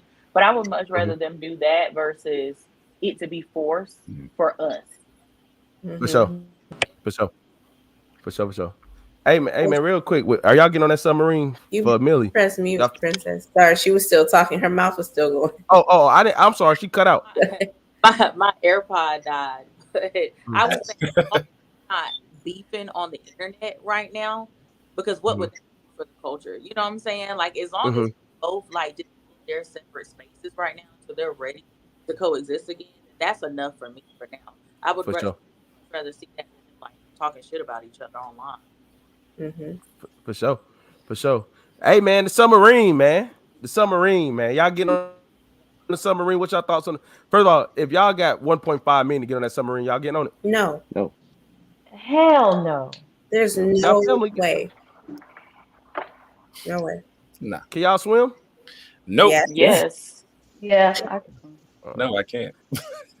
I'm sure they could too. Yeah, nah, I'm not doing that. I won't be able to spend the 1.5 million. Number one. Number two, I'm very claustrophobic. Y'all know, right? Couldn't even get on the elevator. So for me to get in a submarine to submerge into the ocean, nah. With people? Hey, ignorant question. How did they ever get to the Titanic wreck before then? If that imploded. I think they had already done one before that. Like the first one didn't implode. Did it have people on it? I want to say this wasn't new. This wasn't a new thing. Hey man, 1.5 million. 2 I don't know. 50 million. No. I think y'all only said it because I know it blew up. Right. No, that's a chance. That's I give 50 million. I'm saying that. Okay. I don't want to see. You said skydive. No. I don't care about going to go see the Titanic, especially like I just feel like regardless if I know that it blew up, we know the risk. Like they knew when they got in that capsule that there was a risk with that, but they were willing to take that risk because they were really interested in the Titanic. I know the risk, and I'm not that interested in the Titanic. I could watch the movie. For facts though. That part. That's facts. So though. No. Still not one. Nah, I'm off that. Hey, I can't wait. I'm gonna be quiet on this whole next question, man. I just want to get you all. So y'all know, Asia's favorite couple, Blueface and Krishan Rock, had a baby this year, and I want to know y'all thoughts on her mothering. Did Asia freeze, or she really looking like that? I think she froze. Yes, yeah. I'm frozen. Oh. Still hear us. Oh yeah, she can. I'm like, so like I'm gonna move you, Asia, until you can come back. So like, what's y'all thoughts on her parenting ish? She had the baby hanging out the little holder. Her as a mom, like, what's y'all thoughts on that that situation. Do better. Wicker sound rocking, huh? Do better. What do you mean we say that? Oh, look at expound. I'm sorry. I feel Elaborate. like I'm not gonna knock her, right? I feel like the internet did that already. But some things are common sense. Like the damn baby was literally like this, like in the and that's the first you learn that in school. Then when they well, maybe never mind. Let me not say that. But you learn the basics. You learn the basics. I feel like she needs to do better. She needed to do better in that moment in terms of just providing the support for that baby. Like even if you when you're pregnant, like becoming a new mom and all this other stuff, like most people know the basics of being a mother. Like you know what I'm saying? Even if you have to Google it for 5 seconds, you don't just pop a baby out and then just, oh, I'm gonna just feed the baby carrots when it comes here. Like, no, people know babies need milk. Like, so supporting the baby's neck, for me, that was just a common basic thing that even children knew. So it was just irresponsible. But I don't want to knock her too much because maybe I don't know, there's something ain't right up there. So yeah. I think that's. I just want her to get off social media and get the help that she needs. Yeah. Like I honestly I want both of them because you asked about them as a couple or whatever. But like I really just want both of them to get off of social media because I see a lot of fault in him as well as her, and I think there's some mental health, all of that going on with both of them, and I think they need to remove themselves from social media and heal. And leave each other alone because they're not for each other. Leave each other alone. Leave each other alone and heal separately. Do what y'all got to do for that baby, but leave each other alone and heal. And stop putting us in the chat. Did y'all see that she sat in the car with Jada? I saw that right before we got on here, yo. I saw that right before we got on here. Yeah, that I don't, bro. She just too much. That's why I was just saying, take us out of the chat. Yeah. You mean like out your business, right? Yeah, like have them take us out of their group chat. Yeah, I'm just like, I mean, she just a little too. She like Baltimore, man. No Baltimore. I ain't said that. I ain't gonna lie, bro. I be real hesitant to say something about women. I feel like Marcusel, you said something earlier that got me thinking even more than I usually think. Like some behavior is just effed up, yo. Like and so like Brittany, can I ask you a question though? Not to shift the conversation. I'm gonna ask you a real question. Yeah. You know how like and Princess, I guess this is to both of y'all. No troll. You know how you just were like, you were just like, you know, because you could tell something is going on mentally and stuff like that. Like, so you don't want to say too much and you hope that she gets the help she needs and things of that nature. Do you feel like we exempt stuff because we know that or we feel that? Do you feel like we exempt stuff because we know that or we feel that? Like, yes, you're right. I feel like you're right. In my opinion, I agree with you. But like, does that still make she's still dead wrong though, right? Or is it like, no, she's not as wrong because she got something going on? She's still dead wrong. That if somebody has a mental health issue and they go and they light up a Publix, a grocery store, right? Because they're dealing with something mentally. That doesn't mean it's right. Like, but they need the help that they need. So I feel like she needs to get in touch with some resources and seriously get the help that she deserves. Okay, I'll leave it at that. I'm not going to mess with that too much. Come in. Hey, I talked about this by myself. I didn't get y'all opinion on this. Iman Shumpert and Tiana Taylor's breakup, divorce.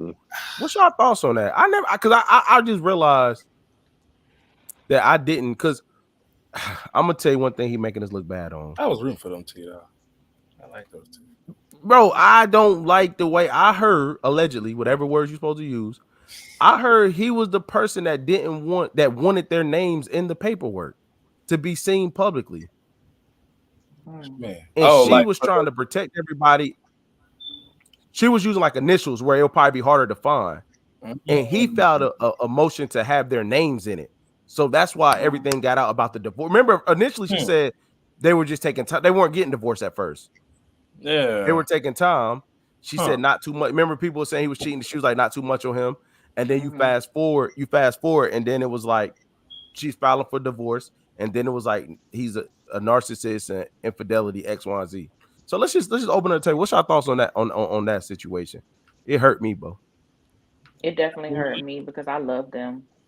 Yeah, I'm like, it hurt me for sure. But what I did like is the fact that I actually like that we didn't see it coming, only because that lets me know that there was some level of like true privacy to their relationship, even though they're public figures. You know what I mean? Like, so for me, it was one of those like okay, like they're real people. We weren't all up in their business, even though they had a whole TV show at one point. But I like the fact that it kind of caught everybody by surprise, to be honest. Yeah. See, it's hard. It's hard to be. I'm sorry. Go ahead, Princess. I'm sorry. It didn't catch me by surprise though. What? And I think it's because I'm very good. I'm one of those people who are very good at detecting when a relationship is on the outs via social media. Like when people not being together as much, or you see them moving when a certain people way, are not like being, yes, I'm very good at picking up on that. And whereas I still love the fact that they're handling everything like, you know, super kosher and all that. But like I noticed in a lot of her recent appearances and stuff, because they were normally like the type of like attached at the hip, like anything she had going on, he was gonna be there to support. And when she posted them 10 pictures, he was gonna be in one of them. And I just noticed for like a while there, he wasn't really on the carpet with her. He wasn't really on any of those things. And so it was like when the news came out, it was a bummer for me, but it was confirmation on what I had already picked up on, unfortunately. For sure. I think sometimes, man, I don't think people know how hard it is to be that private, especially of their status. Like it come with a certain level of like, because you can't, even in that same regard, you can't talk to everybody about your stuff in order to stay private. Like that's a very hard position to be in, man. And I just hope that what is coming out about him ain't true, man. I just hope it ain't, bro. I just hope it ain't. I just hope it ain't. It's some other shit. Oh, I didn't hear that. Nah, they call him a narcissist, and I mean, I ain't gonna lie. I hear the word narcissist. I don't even listen to that word because I don't think people even. One, they're not clinically have enough expertise to even diagnose somebody with that, and two, I just think it's a overused hype word that we've been using. So I had the first time I hear somebody explain someone that's narcissist, I literally listen for the next synonym. Like, all right, what are they really like? What do all the other words? You know what I mean? Like, I ain't gonna lie. I hear that so much now. I'll just be like, right. Like, I mean, but I do feel like it. Bro, let me not get it. Anyway, so is there any? Oh, let me say this, man. Last one before we transition to the things we've learned in 2023. The passing of Jackie. So please forgive me, RIP any celebrities we didn't talk about. We were not interested in everybody's passing, but we wished them to rest well. But like the passing of Jackie, man. Yo, that was crazy. No, that's real. That's real. Honest. Nothing, bro. You good. Hey, AJ, tell me a big celebrity that passed away in 2023 then. Nah, you said we were not interested in those passes. Yeah, like that was a wild statement. That shit was wild. How's that a wild? Okay, so tell me. Okay, hold on, Jake. Tell me somebody in 2023 that passed. That I was interested in, like you or what? Because everybody that passed was that, you know what I'm saying? Yeah. Name a celebrity that you're interested in. I was about to say Jackie O, so you can't use her. That I was interested in? No, everybody. Yeah. Everybody. Yeah, like name all the celebrities that passed away in 2023. No. What we're not gonna do is what he said was interested in. That's what we gonna stand on that. Right. Okay, so you gonna name everybody. Okay, so you name everybody. I'm not naming nobody. What I'm saying is like you can't say because he can't. Hey, he can't. No, it's not about that. I didn't bring the conversation up. You can't say interested in then like end with like, but we're gonna start with. You can't say that. Like RIP to everybody that passed, but we're gonna like transition to Jackie O. Is what you should have said. I just said that. That's what I said. No, you didn't say that. They trying to say no. They're trying to say because you're interested. It sounds like a little more. So wait a minute. Hold on. Let me say this part. Before I get grouped into something. Hold on. I thought it was hilarious how you said it and you just said it so bluntly, and I just did it. It just happened, right? I laughed at shock value. I'm not saying she was wrong for saying it because it's real. I can't name a single one. Jackie O. Hey, look, when we were planning, I'll blame it on me. When we were planning, we were having a hard time figuring out which ones to talk about. Were we not? Yeah. No, we were. The It's not statement just came across insensitive. That's all. Yeah. Oh, I'm sorry. I said RIP. I said RIP to it. I said, okay, you I'm did. right. You gave I him a- apologize, y'all. Let me say this. Let me just. I apologize to You just anybody been too that. honest with him. I know. Yeah, I know. I didn't. Me saying uninterested. I apologize to the people that passed away. I didn't have an interest in it though. So I mean, I didn't. But Jackie O, man, I think Jackie O's hit different for a couple different reasons. Not only were her being close to the, and I'm gonna be honest with you, I didn't know her outside of DC Young Fly's partner. Like I didn't really follow her that much. You know what I'm saying? Me either. But like, I think I'll go there, and then I'll y'all figure out where you see fit. So like, I think one of the things is like, hey, she was a young mother. She had kids that she's missed. But I'm like, what I think about when I heard it? Prayers for him and his strength because that had to be hard. But it's like, it made me think about like, what do women go through as moms where they're trying to get back? You know what I'm saying? Like, and this happened all in her. If I'm not mistaken, please correct me, y'all. She was going through a mommy makeover, was she not? Yeah. Correct. And it's just like, it made me think like, damn, yo, like the thing that she felt like she was probably doing best for herself resulted in something that was unimaginable. You know what I'm saying? Like, yo, that to think that you're doing what you think is best to get yourself back on track ends up the way it did. You know what I mean? So like, what was y'all thoughts on when you heard the news? Just what was y'all thoughts? I guess I should say. I shouldn't try to shape that too much. Damn. I was shocked. This shit was sad, man. I was shocked. I feel like there's a couple people that left this earth that made me feel like I knew them personally, and she was one of them. Like I felt crazy when Aaliyah passed away. I'd never heard the girl in my life, but Jackie O specifically, following her in DC, in their story, my first reaction was why. Like she looks so pretty, like why she had to do that, whatever. But then I had to realize, like a lot of times as mothers, we have certain things that we want to do for ourselves, right? Like no matter how many people feed into us and tell us these things, we just have check boxes that we want to check for ourselves. So I get why she did what she did because she wanted to. It came as a shock to me. Like the surgery went well, but sis had a headache and just tapped on out of here afterwards. Like the fact that she hit up DC was like, yo, I'm out, I'm good, but I got a headache, and then didn't bounce back from that. For me, it was just like, I can't imagine what DC was feeling talking to your loved one because he was out on tour during 85 South, right? Like hearing that, talking to her, and then within minutes saying, oh, by the way, she didn't make it. What do you mean? Like I just hung up the phone with her. That's, to me, that was wild and insane. It definitely came as a shock for me. Yeah, that's anybody else?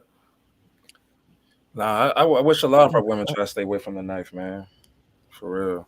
Just I don't know. Just try to that's why I think the idea of, like true self-love, like actual, like, and being able to freely encourage each other, women and men, so feeling like, they don't have to go under that knife to feel like they're trying to need to, to copy some look or to rush the look. Yeah, because that shit is sad. It's a lot of our women that, go through those type of things, and that's they say that's part of it, but black women suffered way more consequences for going under the knife. You know what I mean? So yeah. That getting backstage with motherhood is different, man. It's just different. It's just different. All right, so kind of transitions before we close out the show. Man, we kind of want to get into everybody got to go too, man. We should play truth for truth, but we ain't gonna do that because we ain't got no time. But anyway, everybody got to go, man. What was kind of y'all biggest takeaways personally from 2023? Maybe biggest lessons you learned, things you want to take into 2024. moments of appreciation, whatever the case may be. Like, I guess I got to start to give people time to think, but like, thinking about what are some of the biggest things or biggest takeaways you took from 2023 that you'll close the year out with and kind of go into 2024. I'll start by saying,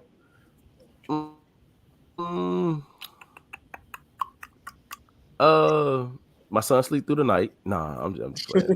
Nah. Hey. That's big. That's big. Wow.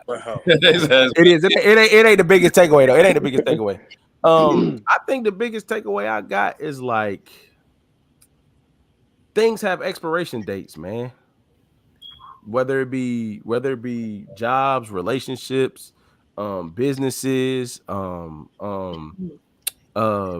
like being married, you have expiration dates of seasons in your marriage where you got to go get remarried again. Not in the literal sense, but you know, figuratively.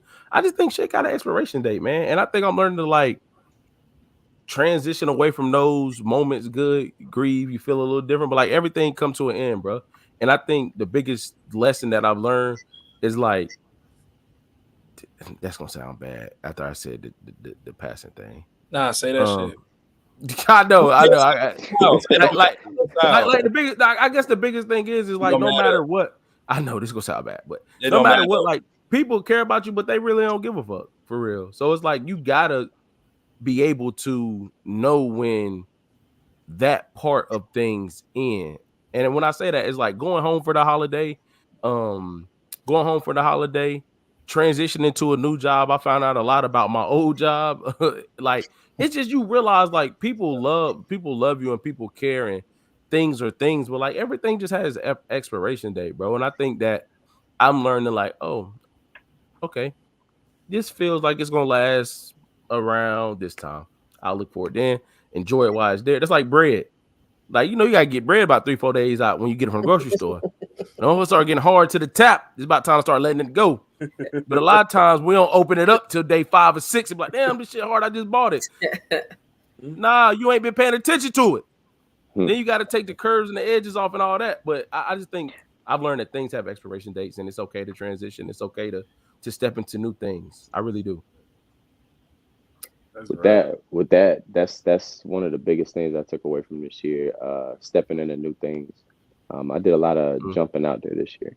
I picked up a camera, some changes at work, buying a house. It's congrats, bro. Congrats. Appreciate it. Congrats, bro. It's thank y'all. I've always, believed in doing stuff, jumping out there and whatnot, but like this year was big in that, and I think next year is gonna be even bigger because feeling uncomfortable ain't that bad. You know what I'm saying? It's actually a good thing, and I feel like for a long time I ran from that, and now I know. Like I said, next year gonna be different. Open up the floor. What about anybody else, man? Biggest takeaways from 2023? I had another one that I ain't say. I gotta be louder with this shit, man. Okay. You gotta celebrate in public more often, man. I like celebrating to myself, but I be watching so much shit, paying attention to shit. It's okay to drag your nuts in public. So drag your nuts in public. Pop your Dion shit, you know what I mean? It's good. It helps. It brings out your. Hey, bro. So don't ever get on me ever again, bro. You know how bad you got on me on the way down to NC. I'm gonna encourage you every time. Yeah, I don't ever get on me that bad, bro. I'm gonna get on you. I'm a encourage you every time. We up, nigga. That's the mode. Salute. All right. I guess we going around the thing now. Princess, you next on my screen. You wanna go? Okay. Yeah, that's cool. So, I feel like in 2023, I came out of a season of kind of what bdot was saying. Like, I had to get very comfortable being uncomfortable and embracing that. And I feel like I was in that season for a while. And at the beginning of the year, I set my intentions for 2023 with the quote, "It's only crazy until it happens." So I set some goals for this year, and the whole year, like it's just been a very uncomfortable year, but at the same time, like I've been having a blast. Y'all been seeing me having a blast.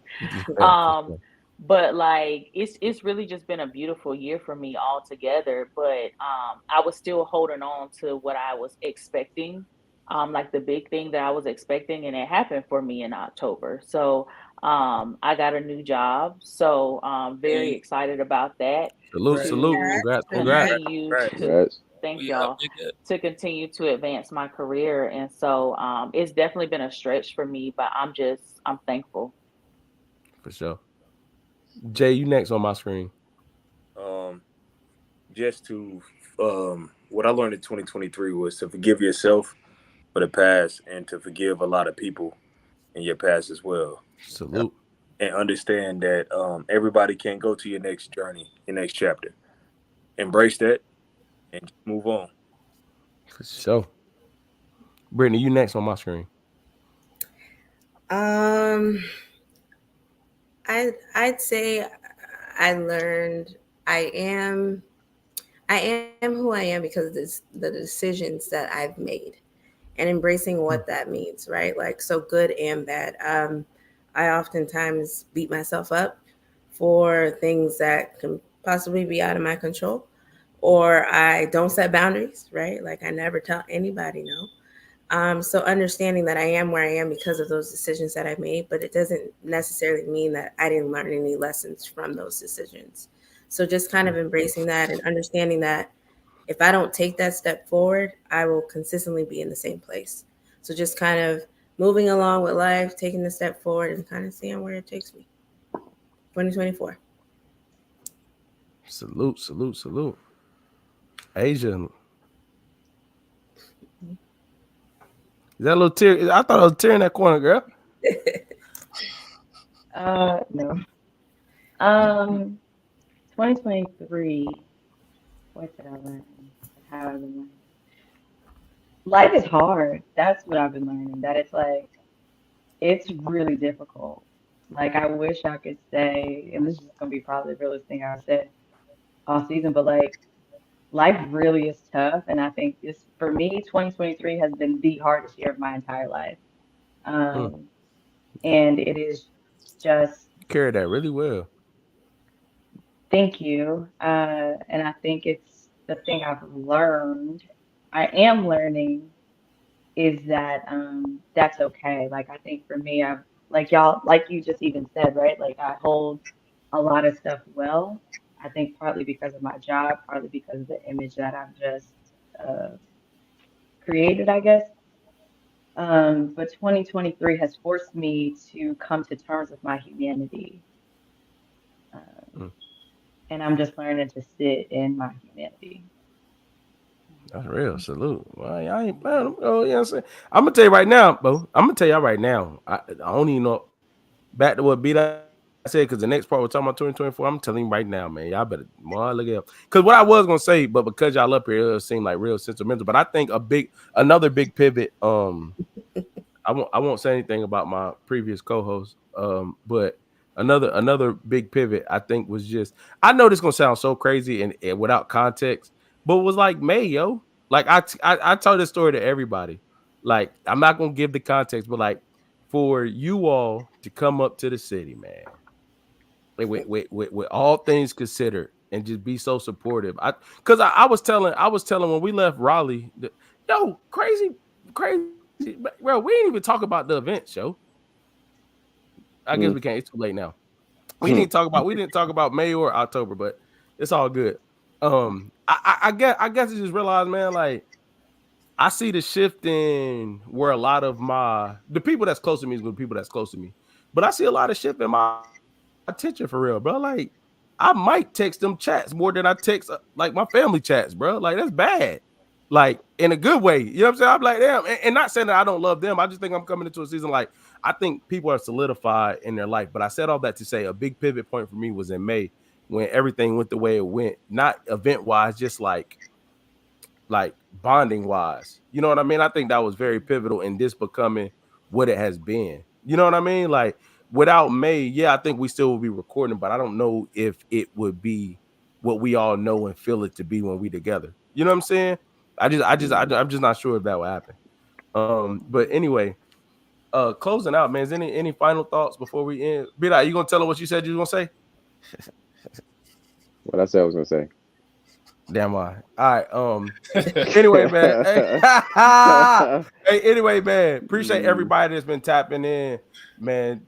We are the Monday night crew, but we got the whole team on tonight. Major salute to my Brody Lewis, man. I know he couldn't be here tonight, but man, we are not it without him, man. So salute to you. It's your boy K.Dot Mims, DJ Marcusel, Princess, bdot J, Brittany, Asia, and we are out.